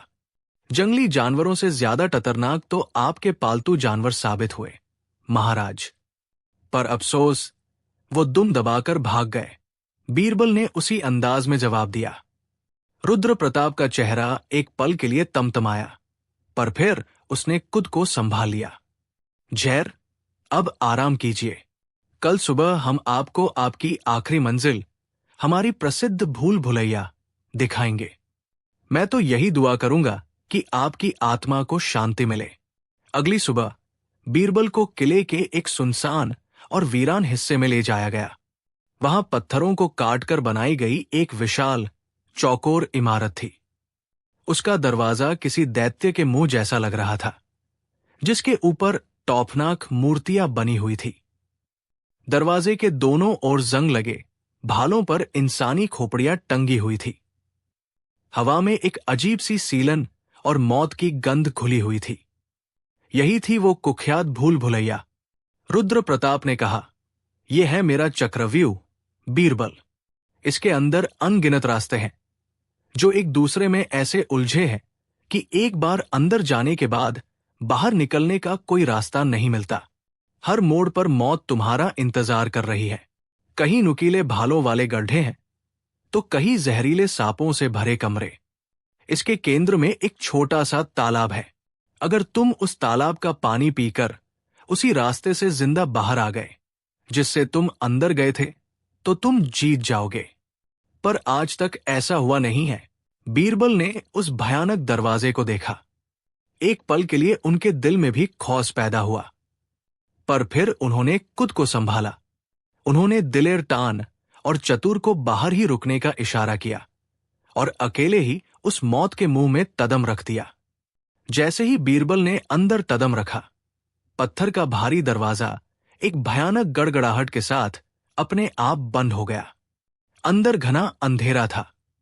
बीरबल ने अपनी मशाल जलाई। वो एक लंबे गलियारे में थे, जिसकी दीवारें चिकनी और ठंडी थी। आगे जाकर गलियारा दो रास्तों में बंट गया। बीरबल ने दाया रास्ता चुना। कुछ दूर चलने पर वो एक बड़े से गोल कमरे में पहुंचे। उस कमरे में चारों तरफ एक जैसे 10 दरवाजे थे। अब कौन सा दरवाजा सही था? बीरबल ने हर दरवाजे की जांच की, तभी उन्हें एक दरवाजे के नीचे से आती हवा का एक हल्का सा झोंका महसूस हुआ। वो समझ गई कि यही रास्ता आगे जाता है। उन्होंने वो दरवाजा खोला। अंदर का नजारा और भी भयानक था। वो एक ऐसा हॉल था जिसकी दीवारों और छत पर हजारों शीशे लगे थे। हर शीशे में बीरबल की हजारों परछाइयां दिख रही थी। कुछ परछाइयां हंस रही थी, कुछ रो रही थी, तो कुछ उन्हें डरा रही थी। एक शीशे में उन्हें बादशाह अकबर का निराश चेहरा दिखा, जो कह रहा था, तुमने मुझे हरवा दिया बीरबल। दूसरे शीशे में उन्हें अपने रोते हुए बच्चे दिखे। ये एक मनोवैज्ञानिक जाल था जो किसी भी इंसान का हौसला तोड़ने के लिए काफी था। बीरबल ने एक पल के लिए अपनी आंखें बंद कर ली। वो जानते थे कि ये सब एक भ्रम है। उन्होंने जमीन पर ध्यान दिया। उन्हें जमीन पर पैरों के बहुत पुराने और धुंधले निशान दिखे, जो एक थास शीशे की ओर जा रहे थे। उन्होंने उस शीशे को धक्का दिया। वो कोई शीशा नहीं, बल्कि एक छुपा हुआ दरवाजा था। वो आगे बढ़े। अब उनका सामना एक गहरी खाई से हुआ, जिसे पार करने के लिए सिर्फ एक पतली सी रस्सी का पुल बना था। पुल के नीचे हजारों जहरीले बिच्छू रेंग रहे थे। बीरबल ने बड़ी सावधानी से उस रस्सी पर कदम रखा। जैसे ही वो बीच में पहुंचे, रस्सी एक तरफ से खुलने लगी। रुद्र प्रताप ने हर कदम पर मौत का इंतजाम किया था। बीरबल ने फुर्ती दिखाई और कूदकर खाई के दूसरे किनारे पर पहुंच गए। अब वो एक ऐसे कमरे में थे जहां 3 मूर्तियां खड़ी थी। पहली मूर्ति सोने की थी और हंस रही थी, दूसरी चांदी की थी और रो रही थी, और तीसरी मिट्टी की थी और उसका चेहरा भावहीन था। कमरे की दीवार पर लिखा था, जो बोलेगा वो मारेगा, जो इशारा करेगा वो रास्ता बताएगा। बीरबल समझ गए, ये एक और पहेली थी। उन्होंने ध्यान से मूर्तियों को देखा। उन्होंने देखा कि मिट्टी की मूर्ति की एक उंगली एक खास दिशा की ओर इशारा कर रही थी, जो बाकी उंगलियों से थोड़ी अलग थी। बीरबल उसी दिशा में चल दिए। कई घंटों तक चलने, अनगिनत पहेलियों को सुलझाने और दर्जनों टत्रों को पार करने के बाद बीरबल आखिरकार उस भूल भुलैया के केंद्र में पहुंच ही गए। वहां सचमुच एक छोटा सा तालाब था, जिसका पानी चांदनी की तरह चमक रहा था। बीरबल बहुत थक चुके थे और उन्हें बहुत प्यास लगी थी। उन्होंने झुककर जैसे ही पानी पीने के लिए हाथ बढ़ाया, वो रुक गए। उन्होंने पानी में अपनी परछाई देखी। परछाई के पीछे उन्हें दीवार पर उकेरी हुई एक बहुत ही धुंधली सी लिखावट नजर आई। उन्होंने मशाल को करीब ले जाकर उसे पढ़ा। उस पर लिखा था, जो अमृत समझकर पिएगा वो विष पाएगा। असली रास्ता पानी में नहीं, पानी के स्रोत में है। बीरबल मुस्कुराए। ये रुद्र प्रताप का आखिरी और सबसे खतरनाक जाल था। वो पानी जहरीला था। बीरबल ने तालाब के चारों ओर घूमकर देखा। उन्हें एक कोने में एक चट्टान दिखाई दी, जिसके नीचे से पानी रिस-रिस कर तालाब में गिर रहा था। उन्होंने उस चट्टान को अपनी पूरी ताकत से धकेला। चट्टान के पीछे एक छोटा सा अंधेरा रास्ता था। बीरबल उस रास्ते में घुस गए। कुछ दूर चलने के बाद उन्हें बाहर से आती रोशनी दिखाई दी। वो बाहर निकल आए। उन्होंने खुद को किले के उसी हिस्से में पाया जहां से उन्होंने भूल भुलैया में प्रवेश किया था। वो बाहर आ चुके थे। बाहर राजा रुद्र प्रताप अपने मंत्रियों के साथ बीरबल की मौत का जश्न मनाने की तैयारी कर रहा था। जैसे ही उन्होंने बीरबल को भूल भुलैया के बाहर जिंदा और सही सलामत खड़े देखा, उनके मुंह खुले के खुले रह गए। उन्हें अपनी आंखों पर यकीन नहीं हो रहा था। ये नामुमकिन था। तुम बाहर कैसे आए? रुद्र प्रताप ने हकलाते हुए पूछा। बीरबल मुस्कुराए। वैसे ही महाराज, जैसे आपका तोता बोलता था और आपका पेड़ गवाही देता था। सब कुछ एक धोखा था। आपकी भूल भुलैया मुश्किल जरूर थी, पर अभेद्य नहीं। आपने उसे तौफ और अंधविश्वास की कहानियों से खतरनाक बना दिया था। जो भी अंदर जाता था, वो आपकी बनाई हुई चालों से ज्यादा अपने डर से मर जाता था। पर मैं अपने साथ डर नहीं, अथल लेकर गया था। आपकी हर चाल, हर पहेली सिर्फ इंसानी दिमाग की उपज थी, और एक दिमाग की बनाई पहेली को दूसरा दिमाग सुलझा सकता है। राजा रुद्र प्रताप की आंखों के सामने अंधेरा छा गया। उसका सबसे बड़ा हथियार, उसका सबसे बड़ा घमंड आज मिट्टी में मिल चुका था। वो अपनी जिंदगी की सबसे बड़ी बाजी हार चुका था।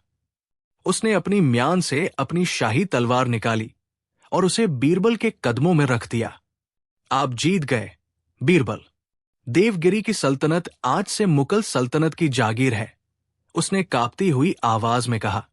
बीरबल ने वो तलवार नहीं उठाई। उन्होंने कहा, जहां पनाह अकबर को आपकी जमीन या दौलत का कोई लालच नहीं है। वो सिर्फ दोस्ती और सम्मान चाहते हैं। आपने उनकी बुद्धि को चुनौती दी, और मेरी जीत ने यह साबित कर दिया कि मुगल सल्तनत की असली ताकत उसकी तोपों और तलवारों में नहीं, बल्कि उसके न्याय और विवेक में है। आप अपनी सल्तनत पर राज कीजिए, पर आज से एक दोस्त की तरह, दुश्मन की तरह नहीं। बीरबल के इन शब्दों ने रुद्र प्रताप पर तलवार से भी गहरा वार किया। वो बीरबल की बुद्धिमानी के साथ साथ उनकी महानता का भी ठायल हो गया। उसने शर्मिंदगी से अपना सिर झुका लिया। जब बीरबल वापस आगरा पहुंचे तो पूरे शहर ने उनका ऐसा स्वागत किया जैसा किसी बादशाह का भी नहीं हुआ होगा। हर तरफ फूलों की बारिश हो रही थी और बीरबल की जय जयकार के नारे लग रहे थे। बादशाह अकबर दौड़कर आए और उन्होंने बीरबल को कसकर गले से लगा लिया। उनकी आंखों में खुशी के आंसू थे। उस रात दीवान-ए-ताश में सिर्फ बादशाह और बीरबल थे। तुमने एक बार फिर साबित कर दिया, बीरबल, कि दिमाग की ताकत दुनिया की सबसे बड़ी ताकत है, बादशाह ने कहा। बीरबल मुस्कुराए। जहां पनाह, सबसे बड़ी भूल भुलैया पत्थरों की नहीं होती। सबसे बड़ी भूल भुलैया तो वो होती है जिसे हम अपने दिमाग में डर, वहम और अविश्वास से बना लेते हैं। जो उस भूल भुलैया से बाहर निकलना सीख गया, उसके लिए दुनिया में कोई भी चक्रव्यूह अभेद्य नहीं रहता। ये कहकर बीरबल ने एक जोरदार ठहाका लगाया। हां, हां, हां, हां। उनकी इस हंसी में बादशाह अकबर की हंसी भी शामिल हो गई, और दोनों की मिलीजुली हंसी उस रात आगरा के किले की दीवारों में गूंजती रही, जो एक अटूट दोस्ती, असाधारण बुद्धि और एक अविस्मरणीय जीत की कहानी कह रही थी।